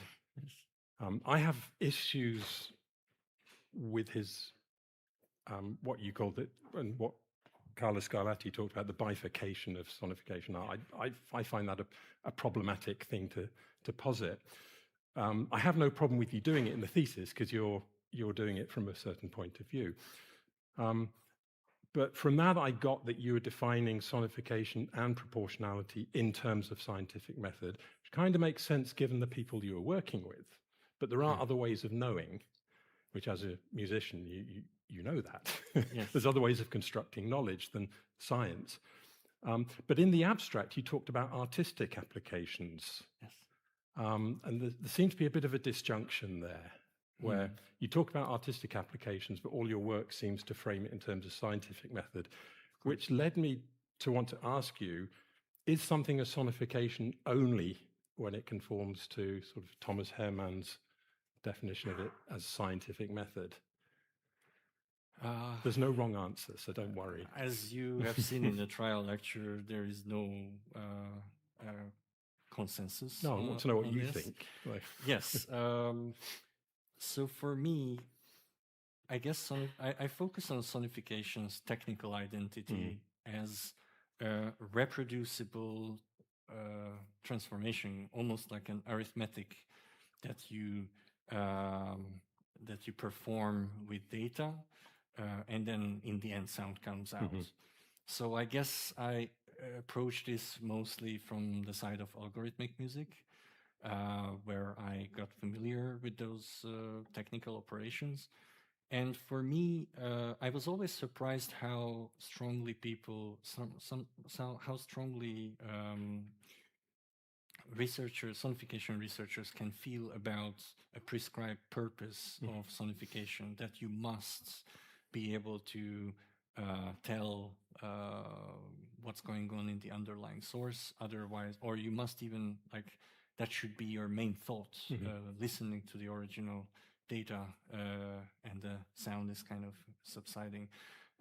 I never felt, maybe because I'm coming as an outsider into this, that was so important to call that sonification. I always just focused on kind of, as in algorithmic music, on the technical identity. If I reached for this data and made sound out of it, then I did sonification. And even if I, for example, felt that after this transformation that this is ugly, or I want to alter it in a way that is not just mapping to the data, but maybe filtering it, or maybe chopping it up and just taking the bits I'm interested in, I would still call the preceding operation sonification, and I would still say I use sonification in my music, because for me it's only that technical identity that matters. And also it doesn't matter for me that you think of the data while listening to the sound. It's just a technical operation for me. Yeah, I got the sense when reading your thesis that you were going through this questioning who you were as a discipline, and this kind of thing speaks to that, because you've got this very scientific casting of sonification, but the way you talk now is very different from that. And I think your thesis has this kind of dual identity within it as well, which is interesting. It's part of your journey at the moment. What you just said actually ties into this question. You talked about doing sonification and maybe filtering the sound, or maybe changing the timbre space or something to do something else with it.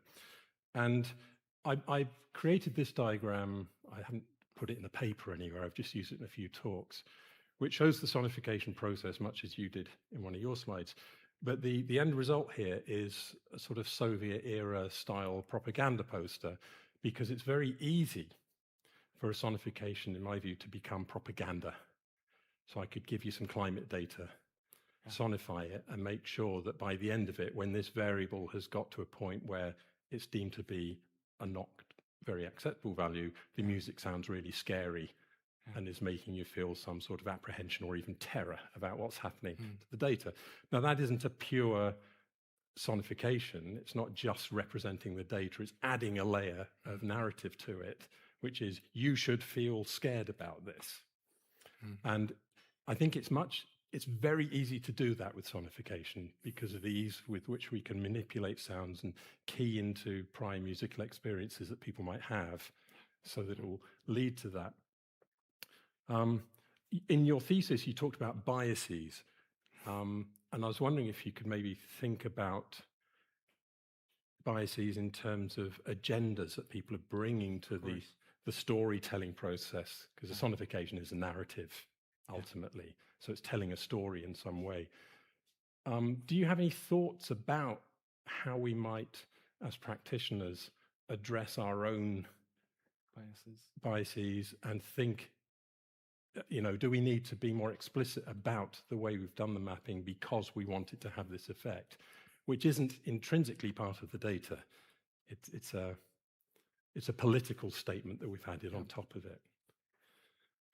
So the question is that should we be like clearer about it, or like more forthcoming about what we did, other than just the Yeah, transformation? have you ever thought about sonification as sort of propaganda, or the ethics of sonification?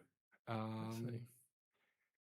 Well, yes, but for me, this is very parallel to how research can be propaganda as well, such as like climate denialist research papers. So, or like when more and more research papers started to emerge, proving the detrimental psychological effects of social media, then suddenly Facebook pulled out some positive research papers showing that, Sure. oh no, all is fine, and it lets people to connect each other, etc. So you can do that with research papers as well. You don't need sonification for that. And I think when you I think a lot depends on your choice of data already. So, for example, I was just talking about climate data. If you reach for that kind of data source, there is a high chance that you already have an agenda, and much of the climate data sonification projects, at least what I have seen, were in the direction of public engagement to raise awareness of, for example, the problems of climate change. Or a lot of the sonifications of the COVID-19 infection and death rates were also I think a lot of them had this aspect of look at what is happening and have compassion and just be aware and maybe be careful with the rules and etc. So that's also in some sense a strong agenda. I mean, you could call it technically a propaganda. The question is what is the moral behind it? So is it to reinforce power in an authoritarian state, or do you want actually people to live better lives?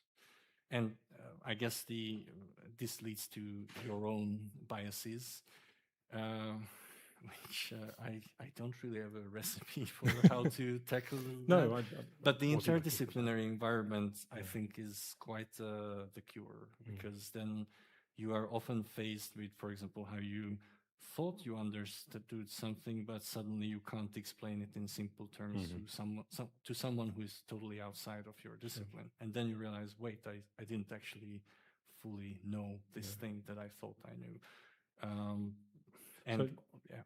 So in terms of this political, ethical dimension, do you think we need as practitioners to think about our audience very carefully, because a sonification that makes you scared about climate change might not be the sort of thing you'd want to play to 6-year-olds, because you don't want them to think we're all going to die in 10 years, because then they're not going to be part of the solution in 12 years. Yeah.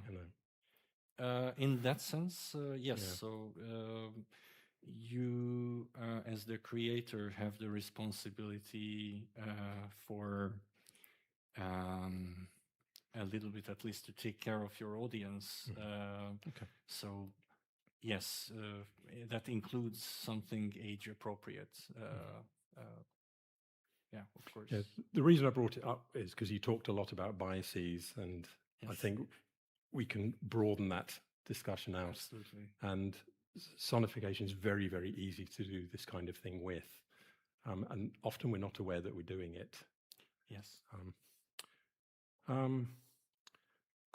Let's just deal with this really quickly.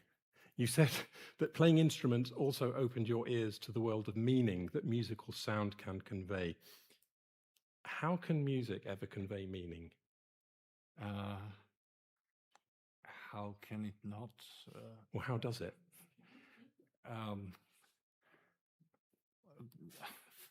It's hard to verbalize this for me, because why I appreciate music is precisely that non-verbal dimension of that meaning.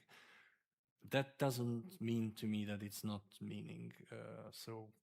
I think Trevor Wishart talked something about like this in in the introduction of the 1992 book. What is it? Audible design? Sonic Design, I think. No, Audible design was one of his books. Before Okay. or after that?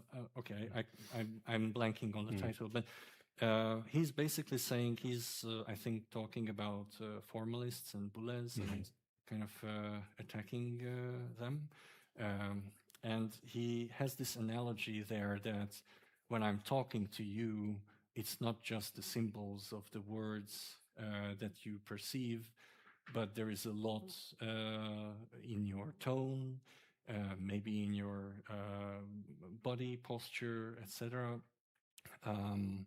So to say that meaning is, I think he's probably the analogy is for debunking that the score has to do with everything in music when it comes to communicating meaning. And in this sense, maybe this is the wrong analogy, but I kind of continue his analogy that when it comes to music, that meaning for me is entirely non-verbal, or maybe not exclusively, or not strictly non-verbal, but typically non-verbal. And I guess that's my excuse for not giving a straight answer. It's a deliberately provocative question. I just wanted to see what you thought about it. Okay.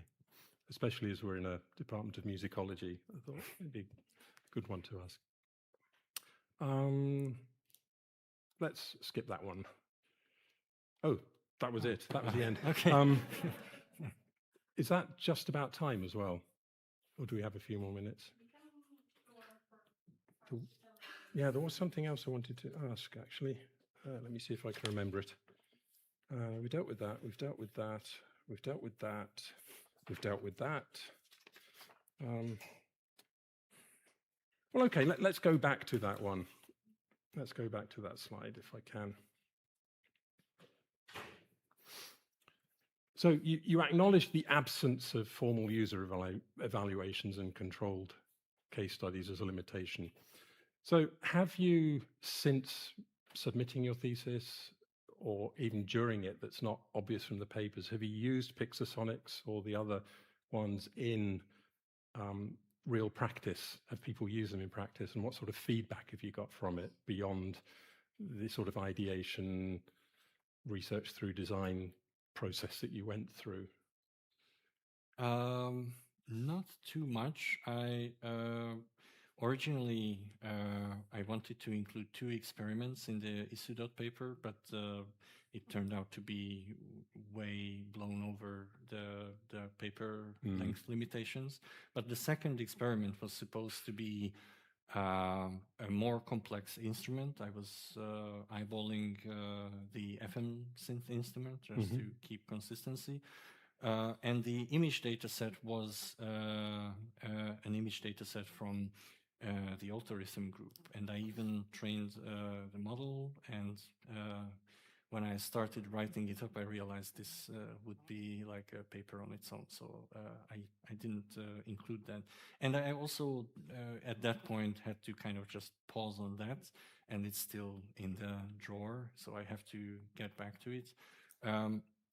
There are some plans which I can share. So I thought Pixasonics could be a great tool, but again, this is me thinking, for finding the needle in the haystack. So one of the researchers in Authorhythm has to sit with the microscope, as far as I understand, in real time. So just sit there long hours in the lab and look for cells that have, let's say, simply that look in a particular way, because he is trying to collect data for the mathematical modeling group so that they can verify their models with real data.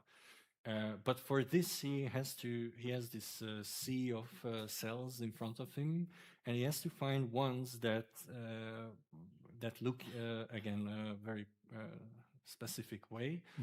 And I thought, I mean, I obviously for detecting spatial information, the eyes will always be better, at least in this two-dimensional sense, than the ears. But I thought we could try to test my sort of multimodal claim and the instrumental interaction claim with this particular project. So this is in fact one that I plan to start working on after this, to design even like very simple mappings that kind of help you to frame it essentially as an anomaly detection task. That most cells will sound kind of similar, and then once you hover over a cell that is suspicious to look like this, then maybe you hear an anomaly, and then you can go and zoom in with the microscope and verify if that's a red herring or not. So that's but again, it's just on the level of an idea. We talked about this with the biologist, and it seemed to make sense, not just for me. So that would be an anomaly detection task where some sort of machine learning solution couldn't do it because it doesn't know what it's looking for. Would that be right? Yes, and also I think for me, what inspired this idea was the fact that he actually has to sit there in real time with the microscope. So in a way, there is no time to start training a machine learning model on this, because by the time that would be done, the experiment will be over and the cells die. So we just have to come up with sort of quick and dirty ways of coming up with some feature that can be used for the anomaly detection. And there are more and more examples, in fact, of how to use cheap tricks of machine learning kind of on the fly in real time. And I think that would be more promising for an experiment. I think it's a good idea. I had a PhD student a few years back who was using sort of a Murray-Schafer type soundscape to represent or to sonify computer network data. And the network administrator would learn what their network normally sounds like. And as he was writing his thesis, he heard a sound pattern that was anomalous. And he poked into the logs and found a new type of botnet attack that was being carried out that had got through the intrusion detection system because it was using a slow way of sending the packets rather than the normal fast way of sending packets through the network.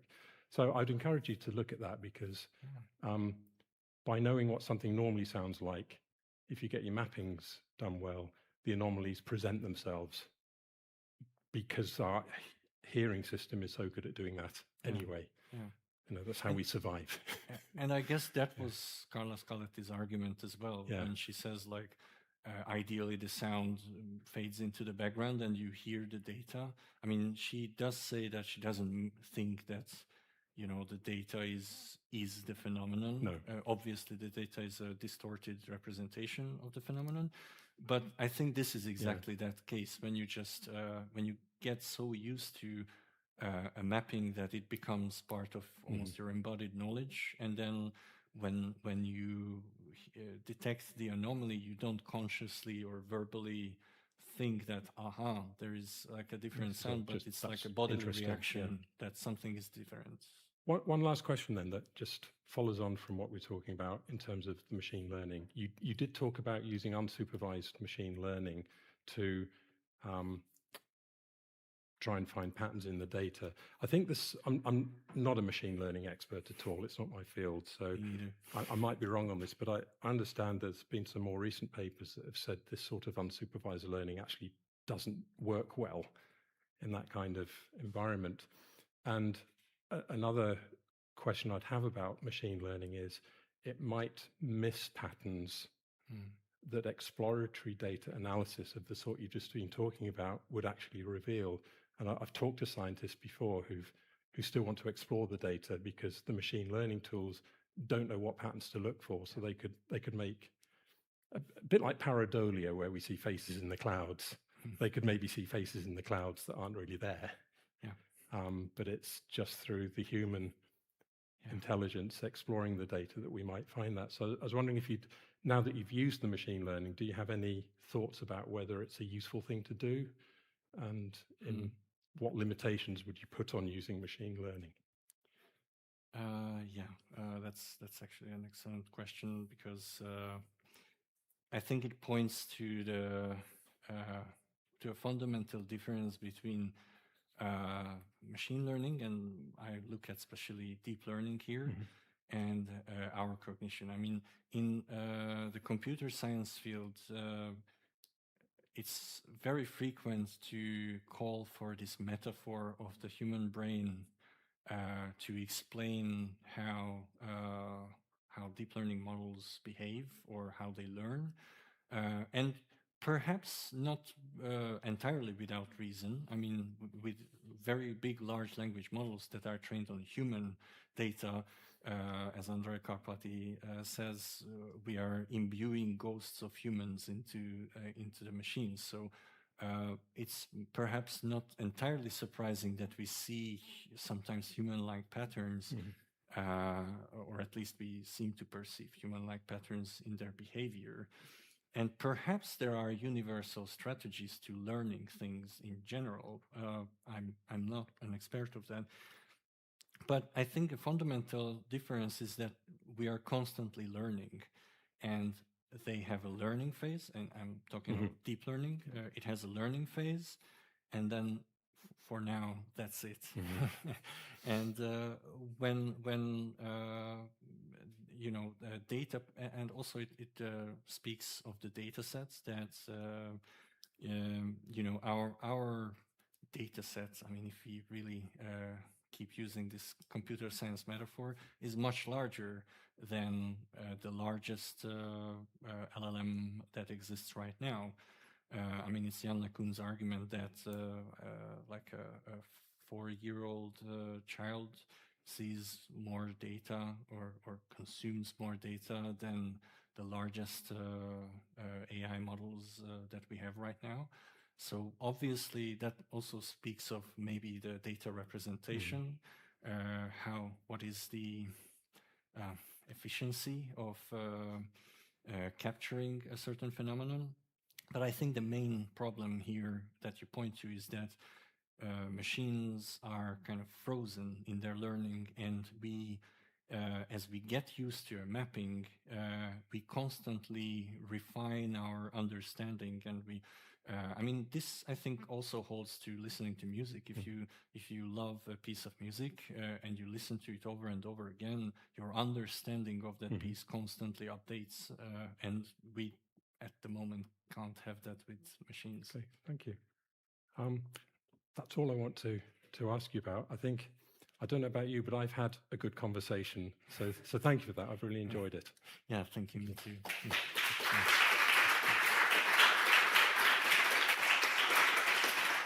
Thank you very much to Professor Paul Vickers and to the candidate for an interesting conversation, I must say. And there will be a break now, and we will continue these proceedings at 3 o'clock. But should any person present in this room wish to speak as an opponent ex auditorio, notice should be given to me during this break. Thank you, and see you at 3.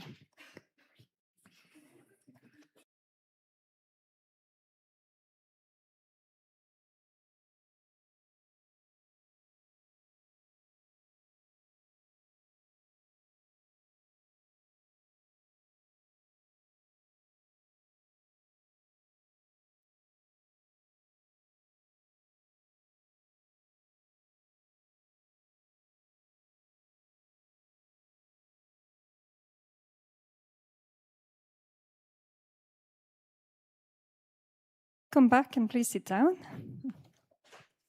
I will now call upon the second opponent, Dr. Anna Sambo-Sedo, to come forward. Welcome.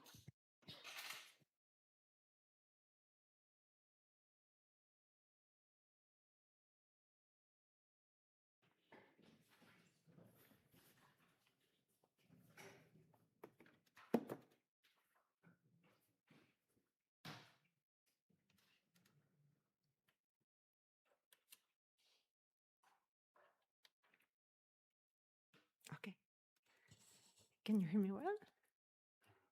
Yes. Okay. So thank you, Bálint, for a great presentation and thesis, inspiring and very solid. And I will continue the conversation that Paul started as a second opponent. So we can start a bit with the narrative. Well, and the questions, yeah, just to say, we'll cover narrative, kind of the broadly scholarly context, practical implications, and future plans. And we start a bit with this narrative that you propose and this list of 4 papers. And I guess first question would be, how did you decide on the order? Because looking at the chronology seems a bit like, starts with 2026, then 2025, and paper kind of, 3 is on 2024. So maybe a bit of clarification. How did you build a narrative? And if it's not chronological, how is this order? Yeah. So the reason why I grouped them like this is because paper 1 and paper 2 are very closely related. And papers 3 and 4 are, well, maybe not as closely related as 1 and 2, but certainly more related because they're both working with timbre spaces and modeling perception. So the reason is just this, to create 2 groups. But I also mentioned in the thesis that I largely worked parallelly on all 4 of these, almost at the same time. So the grouping is mainly for the narrative of the thesis. It's as you point out, it's not the chronological order of the publications. Yeah. So it's just because of this, because 1 and 2 belong together and 3 and 4 belong together. To build like the main thesis you present, it sounds like it made sense, this order, then follow them. Yes, that was the intention, to put at least what was for me the most important, is to put the systematic review and the toolbox together, because at the time I started working on the systematic review in a systematic way, because I also first started in a way that I later realized is not reconcilable with the Prisma standards, because it was kind of a biased way of searching literature. So by then, when I started the proper systematic way of gathering literature, I already had like a very basic prototype of Pixelsonics, and of course we already had many conversations with the biologists. So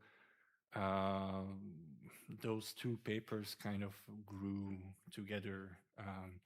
And similarly for paper 3 and paper 4, while I was,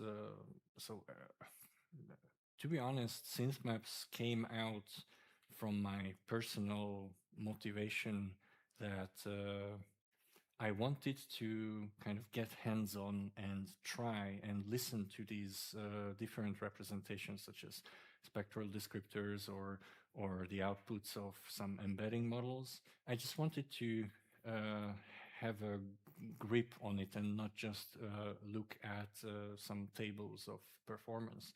So that was the original motivation. But of course, the reason why I built synth maps to explore this in an interactive way was because my long-term agenda was paper 4 to work with timbre spaces in a machine learning setting as proxies for human auditory perception, for the better or worse. Thank you. And talking about, I guess, being systematic with the Prisma, but also, I guess, in sonification, and you presented earlier in the trial lecture, and in your own definition of sonification, there is this kind of adjective in a way, being like presenting a systematic approach. But I guess the question here is, how can you be systematic? It sounds like similar to using the term universal. How can you ensure it's a systematic approach in this case of transferring the data from kind of these relationships to perceived auditory relationships? Yeah, the question is how can you ensure that approach is systematic? What do you mean by systematic? Yes, great question. I think this actually speaks about data as variables and data as meaning. So when I say systematic, I mean it very much in this technical sense that it's basically arithmetic operations on a computer, typically, to take one data as input, do reproducible arithmetic on the digital representation of the signal, and then convert the output representation into an actual signal.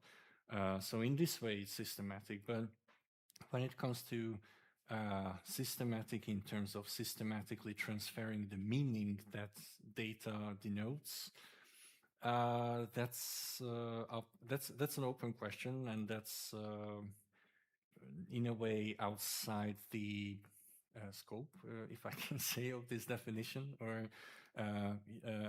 that's a problem of how do we actually define data relationships? What are we exactly talking about? Are we talking about what we want the data to denote, or are we just literally talking about number variations? So in this definition, the systematic is basically the arithmetic part, so that it's a reproducible technical operation that also applies to the entire data set. You don't change it between points of the data set. You treat the entire data set with the same rule set or same algorithm, and then this algorithm is systematic. This is why it's systematic, because all the points get the same treatment, and it's reproducible. I guess that's also partly the systematic, that it's a technical, concrete arithmetic operation. Does it mean that the other scholars you presented earlier this morning with other definitions, including the systematic approach, do they treat systematic in a similar way, or each scholar has their own definition? Yes, I guess my systematic is inspired heavily by Hermann's systematic.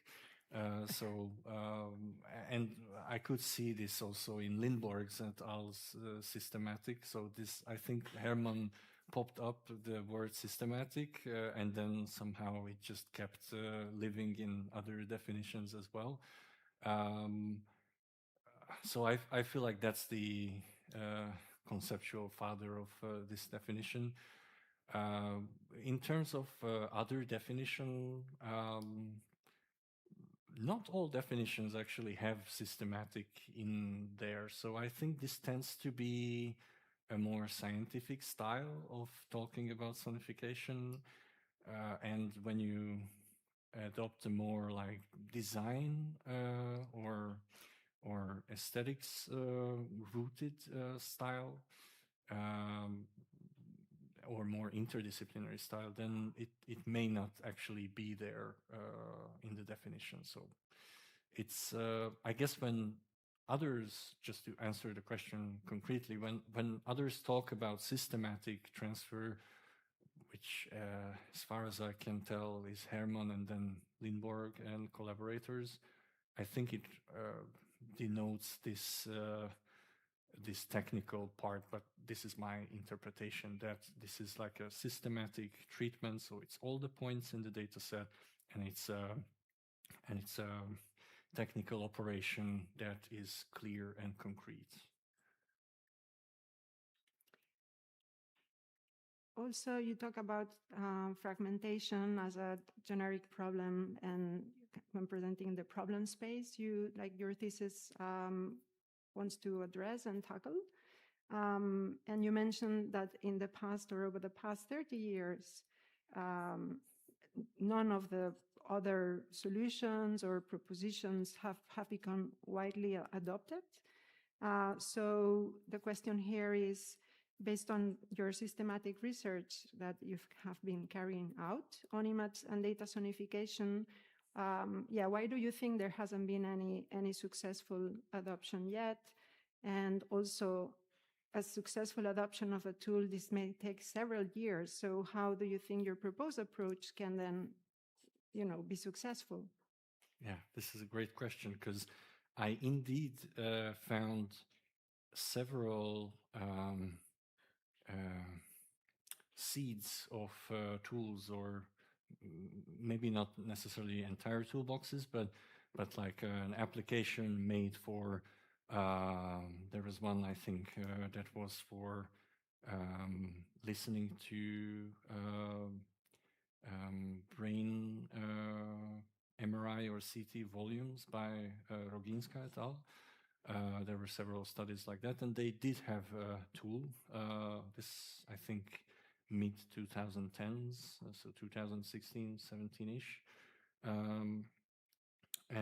But then I haven't seen this used by anyone else. So I have seen them use it in several of their publications, which in that sense, I think it's already great that it exists, that it makes a researchers group work into a true workshop, and maybe even a school eventually or something like that. But the point is, what I was trying to make is that then this did not get adopted. And when I made this point in the thesis, I was very much inspired by the fluid corpus manipulation projects, which did try to heroically build a toolbox even across several creative computing domains that have sometimes very different modus operandi. And when I talked several times about the efforts and the challenges of developing a toolbox with the project leader, Pierre-Alexandre Tremblay, he couldn't emphasize strongly enough the role of workshops. So as I went into dedicating myself to actually implementing all this, I thought it won't be enough to just make the tool, but we also have to, or I also have to focus on helping people get started with the tool, because I think a tool gets adopted when there is a discourse around it. If there is no discourse, it's going to fade away. There have been tools in many PhD projects proposed, and then after the PhD is done, they just fade into the void. And it might happen with Pixelsonics as well eventually, I don't know. But the reason why I felt it was important to integrate the workshops into the development, beyond the obvious benefits of getting feedback and actually getting to test in the same room with different computers running different versions of Python and Anaconda and etc. So beyond those obvious reasons, the main benefit is that you get a chance to start building a discourse. And it may not be successful in the long run, but I think that's at the heart of making. If you really want your toolbox to be adopted by people other than yourself, then I think the main task is to hold workshops. So that I think that could not necessarily the toolbox's technical merits on their own, but building the discourse around the toolbox and also reacting to that discourse in the implementation details of the toolbox, that's the key, or in my opinion, that could lead to a wider adoption. Yeah. Bearing in mind, I guess that this adoption, as this technology adoption curve takes several years potentially. So, Yeah. but also, have you considered gathering feedback within the tool as an embedded way of collecting feedback? Oh. Or No, I haven't thought about that. You mean to build into the toolbox itself, kind of sampling or I guess device? together with, I mean, an easy way to give feedback if you are using the tool, similar to like EarSketch. This is a web-based platform built at Georgia Tech for Yeah. teaching programming and Yeah. coding. And there was an easy way to participate in a survey and offer Yeah. some opinions on the tool. That's a great idea. I honestly haven't thought about that at all. Probably because my thinking was too much framed inside Python and in a Jupyter notebook environment, where because of security reasons you're barely allowed to do anything other than what the Jupyter notebook infrastructure already allows you to do. But good luck trying to make an extension. It's not easy. I think in the other case, it is a web-based tool, and when you have a browser, then you almost have like a virtual machine that will be working very well cross-platform, and it's one of the most battle-tested application in the world. So in that case, I understand the motivation better to implement those tools because, of course, you can just make your survey. And I think it's also a very smart idea to give people an immediate handle if they want to get feedback instead of what I'm asking, which is a bit more, it has a bit more friction of people going to GitHub, which is also an ecosystem they may not even know how it works. And I ask them to open an issue or send me an email or something like that. So I guess my reporting policy is in its infancy. But to be honest, I don't see the immediate benefit of integrating this tool into a Python toolbox. I could imagine it as like a convenience function. For example, the way after you install the package right now, so it's pip install Pixelsonics, and then right away on your next line, you can type Pixelsonics-notebook, and then it opens the built-in Jupyter notebook, which is kind of a very long tutorial introduction to the toolbox. So I spare you this friction of having to dig into the package and find that actual notebook file, because I know that that was, for example, discovered through the workshop, or rather while preparing to the workshop, that, we will spend the entire workshop if I expect people to dig up that Jupyter notebook file on their own. So I built this convenience function that it just launches it like that. So I could imagine a similar feature for a reporting survey that is built like a single page web app built actually by Python tools. The only thing I think that demands careful consideration is the dependencies, because I already try to be extremely lean with the dependencies because they break all the time. And it actually just, I just experienced quite serious dependency hellscape the night before the last workshop this year ICAD, where I had to kind of navigate which of the 80 dependency downstream or upstream packages broke in their updates. So I would try to keep dependencies as minimal as I can. Alternatively, you mentioned Flucoma. They have this forum to build community. Maybe that's also an option. Yes, that's a great idea. Well, I think it would be a convenient thing to treat GitHub's already existing platform so to use it for this kind of conversation. But yes, I mean, I guess if the tool would be so popular as fluid corpus manipulation, then it would absolutely demand a discourse page like they have. But Thanks. I'm a bit more modest about the popularity of this toolbox. Moving also to, you propose this very nice kind of framework in a way, the design space of sonification, where classification of sonification mapping strategies is kind of laid out. And the question here is, how did you came up with these three different axes? Can you tell us a bit more? The decision, was it informed by literature or own experience? How was the process?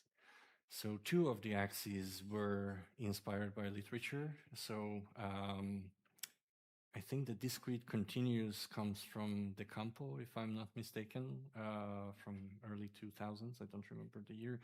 And the symbolic analogic is quite famous. That comes from Gregory Kramer.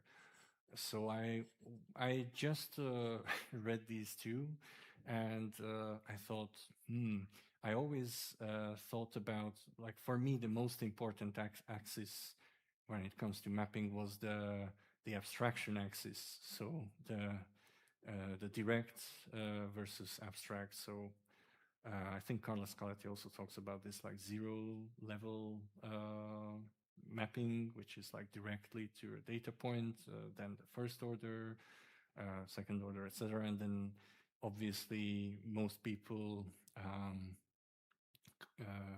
point to model-based sonification as like the very high level mapping, where the mapping happens through a complex system that eventually results through some other mappings in sound.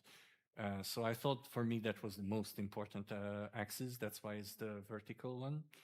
And I just thought, couldn't I somehow come up with my three-dimensional space that could combine Decampos and Kramer's axes, because I felt they are somewhat orthogonal to each other, or at least independent, and this abstraction axis. And there was just also a hidden design or compositional narrative.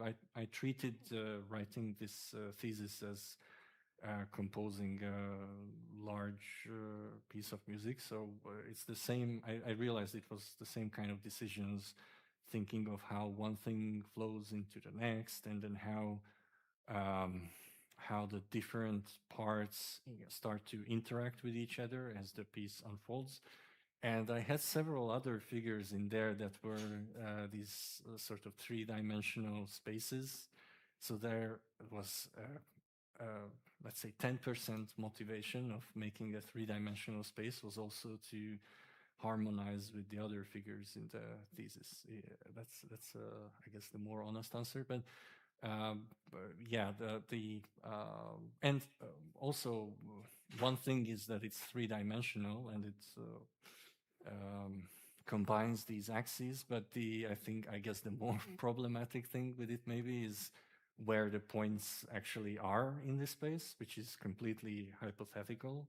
It's not based on some empirical measurements or surveys.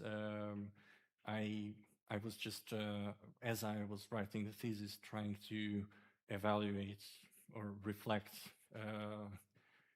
with my trained judgment, if I can relate to a trial lecture, like which standard technique could go in which coordinates, and so it's entirely hypothetical. Does it mean that others would struggle using it, or is it a free form that others can adopt as they wish? Yeah, of course. I think the aim of this figure was to give you a visual overview, so it's not just a boring list of things, but you can kind of get a sense of the relationships of how these. If you never heard about these things, then it may give you an idea of how they relate, for example, ear cons and model-based sonification to each other. But it's, I mean, that's kind of the extent of its purpose. So it can give you a sense, a visual intuition, if I can say that, but not much more. Thanks. And then also there is this concept that sticks around, and it sounds like an important contribution of the thesis about the instrument, interactive instrument. And when reading it, connects very much with Thor Magnusson's sonic writing and the epistemic tools. So can you tell us a bit more if there is any connection on kind of this interactive epistemology, if you like, using tools that are applied to science, but also music, if you wish? Yeah, thank you for the question. Yes, it's.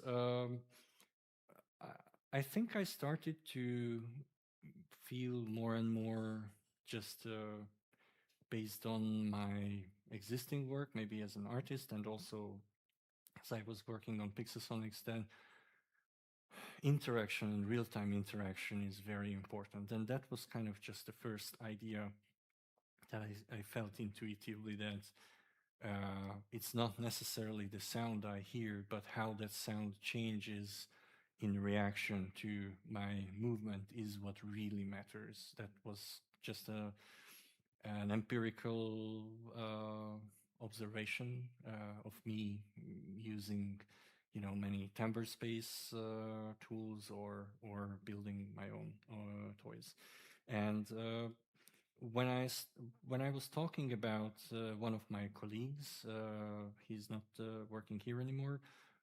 He recommended, why don't you read the instrumentality chapter in this Thor Magnusson book? And then that's how kind of Thor Magnusson's work came into this my discourse about interaction, and also what is an instrument, what is a tool, and what kind of what is the place of instruments in the discourse of musical thought and musical practice. So that this was my entry point. A colleague recommended it, and then of course I realized it makes so much sense to build the theory out of this raw intuition that I had. So that's why it ended up with the in the thesis. So does it mean it align with Thor Magnusson's, or or do you think with your research you're kind of following it up in some way?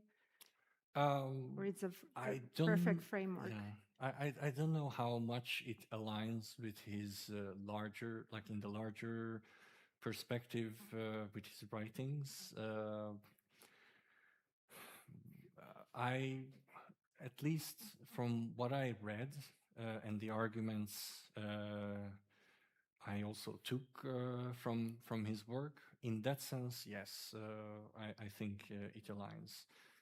I also thought, so when I was reading about interaction and the role of interaction in perception and action sound loop and control loop, so my three main inspirations were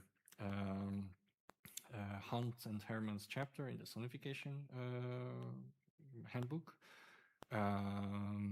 my supervisor's Alexander's book, Sound Actions, and the Thorn chapters from Thor Magnusson's book. And I felt like there were many relevant and even shared thoughts in these three conceptual domains, and that's how it's coalesced in my thesis, I guess. Thank you. We move now to practical implications, and it resonates with Paul's question on human bias, but yeah, I guess from a different angle. And that connects with research we've been doing with Sensing the Forest and Tree Talkers and providing sonification tools to participants. And the results or findings indicated that every single participant wants a different way of engaging with the sonification. And hence giving like this modularity seems to be a suitable solution. So connecting to the common, or I guess research question as well on human bias and these limitations, and resonating with Paul's question on maybe that's not a limitation, it may be an opportunity there. So yeah, what if the proposed solution allows the listener to adapt to the mappings, to their own interests, their own kind of preferences? Wouldn't this be preferable to kind of a, one size fits all solution? Yes, great question. I think what you're touching on is personalization, which is, for me, it was a very relevant idea when it comes to the disconnect between audio descriptors and how we hear differences between abstract synthesized sounds that may not have too much immediate, at least, ecological relevance. So I guess synth maps was also an attempt for this to treat I don't know if these are biases or like peculiarities of individual perception of sounds, because obviously it's not just about, the parameters such as loudness or pitch or others, but it's also about like your cultural heritage, your own country's musical culture will greatly influence your hearing, but not just the musical culture, even the sound of your language and the way a group of people will talk to each other. That kind of dynamics. I know that's very different in Norway and in Hungary. These will all influence your perceived similarity or difference between two sounds. So I thought I cannot possibly give like the one size fits all solution, for example, in terms of audio representation. I mean, it was also obvious that others have tried, and it either works on a very general way and not necessarily applied to one specific data set, or it's the other way, that it's very fitting to one data set, but it cannot really be transferred to another. So I thought with this interaction, it again also comes from just a personal urge to get hands-on with data. Like the way I usually like to develop tools, but also develop ideas, is to try things out and iteratively explore and build an understanding of what I'm dealing with. That was also the way I self-taught myself about machine learning or deep learning. Just try things out, turn the knobs a little bit and see what happens.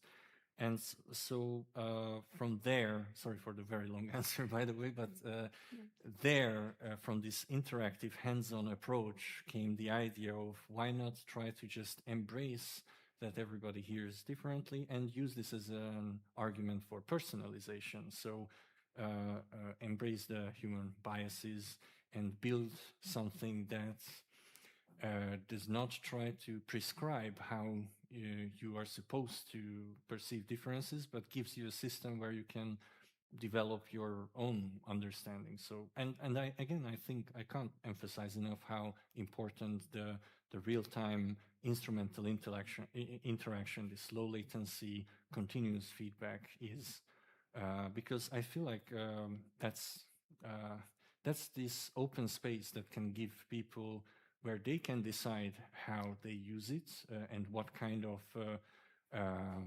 action sound patterns they will practice, and how they will think or reason about those. But at least you give them this platform where they can do it. So I guess this all is behind this motivation of personalization.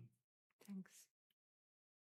Regarding you mentioned with the survey, the Prisma survey, about changing on the way from the additive approach to kind of the subtractive approach.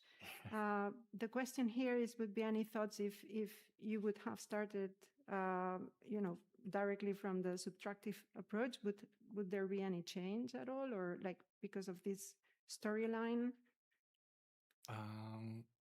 You mentioned you already identify key aspects during the first round with the additive approach. So wonder, would that have been the same journey? Well, I guess philosophically not, but it's so when I started, even in the additive approach, I was already excited about starting to develop the toolbox. So in a way, the literature review was a tool for the toolbox. When I started the subtractive way, which came from reading carefully the Prisma guidelines and spotting that one point that kind of invalidated my whole approach up to that point. Then I realized, okay, but I can use this as to my advantage, and since I already know very clearly what my criteria, what my analysis criteria are, because I have worked a bit with the toolbox, I have looked at least a number of papers, and now I have a very clear idea of what I want to systematically review, I guess.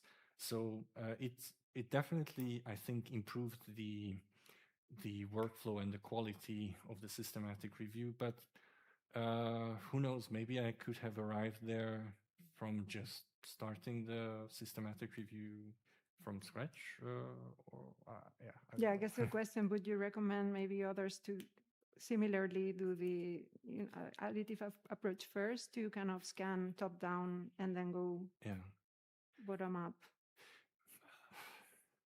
I think for me what mattered most is that I was bouncing between literature review and ideation about a tool that could serve all the literature I see, in a way. And I wasn't going in linearly that, okay, now I will only work on the literature review, and then when that's done, I will only work on the toolbox. But it was constantly bouncing, which actually made the work much harder in some aspects. For example, keeping up with new publications. But it also let me develop a sense of what I am looking for in the literature, what is exactly important to focus on here. So I think that was the important part, not necessarily whether it was additively done or systematically. I mean, I think it, in some sense, it's, I imagine you don't always need to do every review so systematically. In some sense, maybe it's a bit overkill to always do it this way. Of course, if you want to claim that it's a systematic and the most unbiased possible in terms of choosing the literature, then you have to go this way. But in a normal daily routine, I don't imagine that you're always required to create a systematic review of a topic that you want to work in. So I think that's more up to the case of what you are after. But what was definitely very important for me is this interaction between the ideation and the development and the literature review. Talking about ideation, you mentioned about the method user-centered design as a way of that informs the design of the tool. But question about, what about participatory design or co-design approaches, which participatory design, if I'm not mistaken, is kind of also very traditional in Scandinavian countries and successful. Yes. So I just wonder, can you tell us more why not participatory design, where you involve in this case, biologists in the design of the tool from the scratch? It sounds very close, but not really. So is it intentional?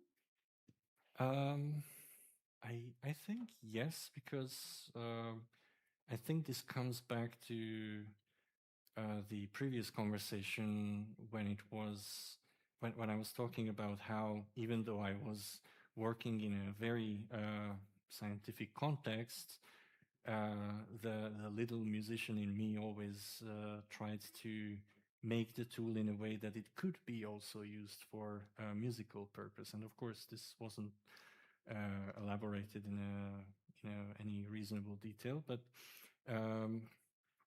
from this kind of dual mindset, I felt there are some decisions. So because I wanted a toolbox that is, again, catering to the creative computing community as well as the life science community, I thought that some decisions might not be the most sort of optimized or tailored to the life science research, or, some development efforts were not necessarily warranted only by the research that we had going on at the moment here. But I knew that it would be better to design that feature that way, because it will enable all these other use cases aside from what we are looking at here and the kind of feedback I get from the biology researchers. So in that sense, that is, I think, the main difference between participatory and user-centered is that in the user-centered, there is still this some distance, at least, between your users and the designer. So your users are in a way still your audience in some sense, whereas in participatory, they are not your audience anymore. They are your co-designers, right? And I guess I kept this distance because I felt I need to coordinate more things than just what directly concerns us right now in this project. And what is the role of research through design in all this process, as you mentioned, as fundamental for the entire development? How does it speak with the user-centered design? I think what connects user-centered and research through design is the iterative nature of the design. So the user-centered design implies that you create something, then you show that to your audience, then you get some feedback, then you go back and iterate again. And in that sense, the target becomes a moving target, because you are also building something that may not have been built before, at least not exactly that way. I mean, that's one of the core claims of research through design, that it is for building something that hasn't been built before, or conceiving something that hasn't been done before. And the claim of research through design, that you could not possibly come up with that theory without going through the actual design process, because it's this moving target, and you have to walk through that path towards that moving target, which path is also shaped by the feedback of your audience or your users. But I think what connects the two is how you, in any case, have to just iterate, and constantly reflect on the results, because that will set your next target. Yeah. Thank you. And we move, I guess, we have time for one or two more questions. So we skip a few more, some were covered already. But yeah, I guess you talk about, I guess, bringing sonification to the masses, and you mentioned that connected with Neuhoff. So why would bringing image sonification to the masses be important? How do you envision this future of I guess, popular use of sonification?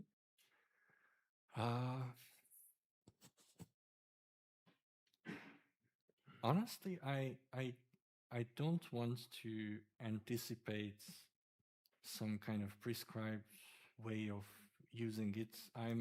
Maybe this is an experience from the creative computing community that I'm interested in how people would abuse the tool to their creative work. So there may be a large set of ideas for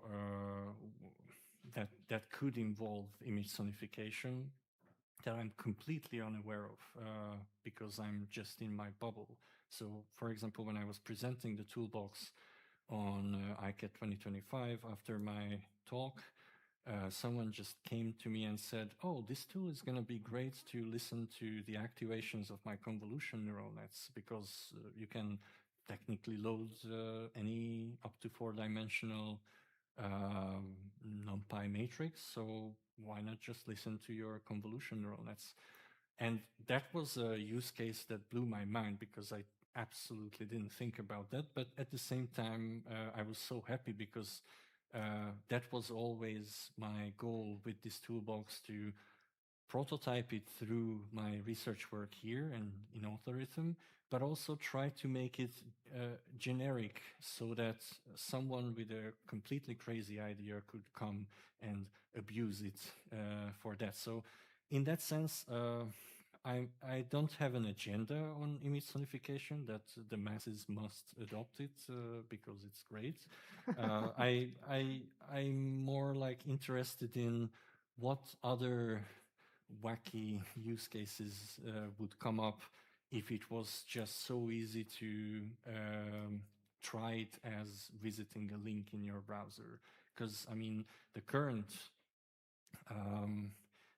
system, and I think that's when I mentioned this image sonification to the masses thing, is that you still have to know Python, you still have to download certain packages, you have to know what the terminal app does, and that's a very small subset of people who like that kind of stuff, but everybody knows a browser, right?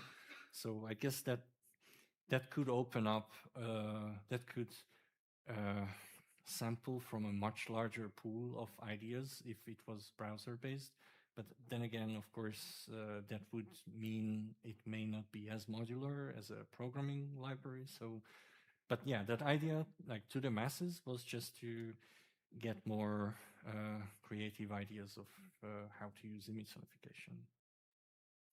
And also, well, validity has been discussed already, but the question would be, so if looking forward, how would an ideal user study look like? What would be? Yeah. So what would be the, I guess, the research methods? What would you collect? How would it be still working with scientists, or? You mean like for a user test? Yeah, or how would you validate with humans? Yeah, the tool. Yes. There were some ideas that we came up with in Authorhythm during these 3 years. Obviously, there wasn't enough time to really go deep into this. So there would be, I mean, the part of the answer is that this would very much depend on a concrete sonification design, not necessarily the toolbox as a whole. I mean, well, or rather, there are evaluation questions about the design of the toolbox in general, such as how easy it is to use maybe the user interfaces, or how consistent the coding syntax is, and things like that, of course. And there is also, there are questions that more regard to a specific scenario. So, for example, at some point,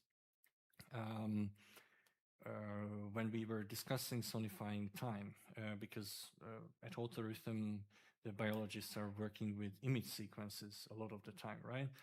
So we were discussing a sonification idea, which is yet to be realized, where you could get some understanding of the temporal distribution, the temporal sequence, because they're studying autophagy, and the question is like, how does this process onset, and then how does another important question is like, when and how does it stop, and then there are a lot of other research questions that stem from this. For example, with different gene knockdowns, how does this change? How does this change within cell populations? And then we thought about an idea of a user test, like giving you images of the same time sequence, let's say 5 images, and also 5 sound examples, just without interaction as sound files. And you have to pair which one corresponds to which, for example. That would indicate if the representation of time in the mapping corresponds to at least what they perceive from the images. Another idea was to give them the images alone and ask them to order them, so an ordering task, and then compare that with when they can look at the image, but also get some kind of auditory icon or earcon that represents that image in some way, let's say general level of autophagy in that image, and then see if they perform better with the auditory visual condition than in the purely visual condition. I guess these were the 2 concrete ideas we have, but again, it's all yet to be realized. And I wonder, yeah, was a suggestion also more artistic ways of exploring the usage, like maybe kind of in performance modalities could be also. Yeah, so in that case, I think it's much more important to talk to the users, so qualitative interviews, to get a sense of, or even recording sessions to see. Again, this goes into the more like general questions of how well, how intuitive a visual user interface is, or a coding interface, and just observe what generally works and what generally doesn't, and also see with composers and performers what they would naturally expect, like how they would naturally expect things to work, and how your tool fails to live up to that idea. I think that kind of qualitative feedback could be great for actually making the toolbox more viable for a creative computing use as well. Final question. So do you have any, I guess, closing comments you would like to share on the future developments of the tool and your plans that hasn't been covered so far?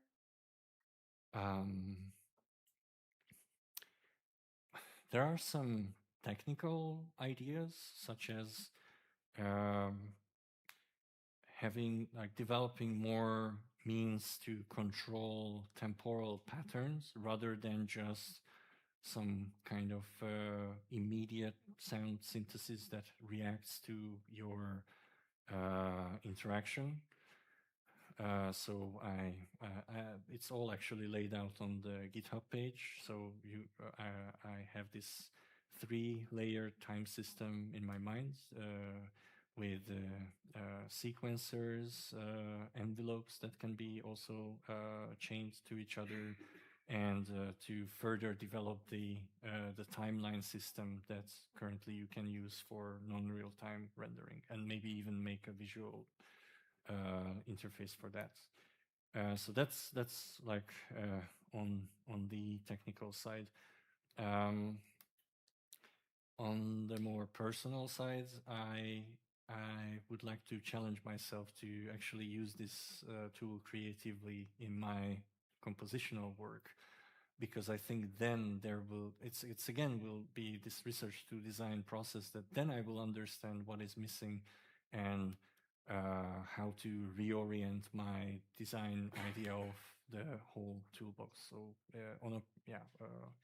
I would like to personally spend time with Pixelsonics and try to compose music with it, which for me seemed like a very obvious idea from the start of developing this, but of course I never actually got there to try that. So I'm looking forward to do that. Sounds exciting. Yeah, looking forward to it. Thank you so much. Well, thank you.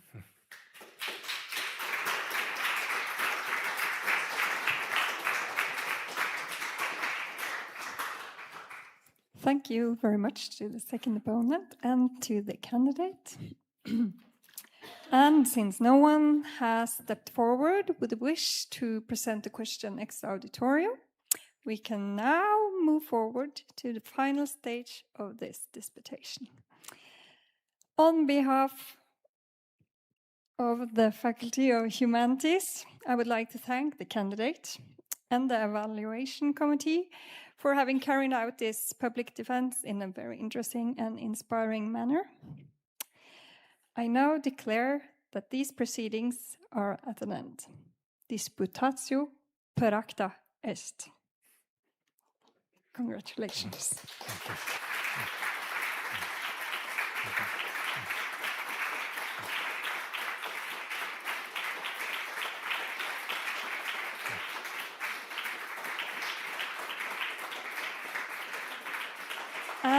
And for those who want to join for a little celebration of Bálint, Dr. Bálint, we can meet down in the kitchen at Ritmo just after we have finished here. Thank you.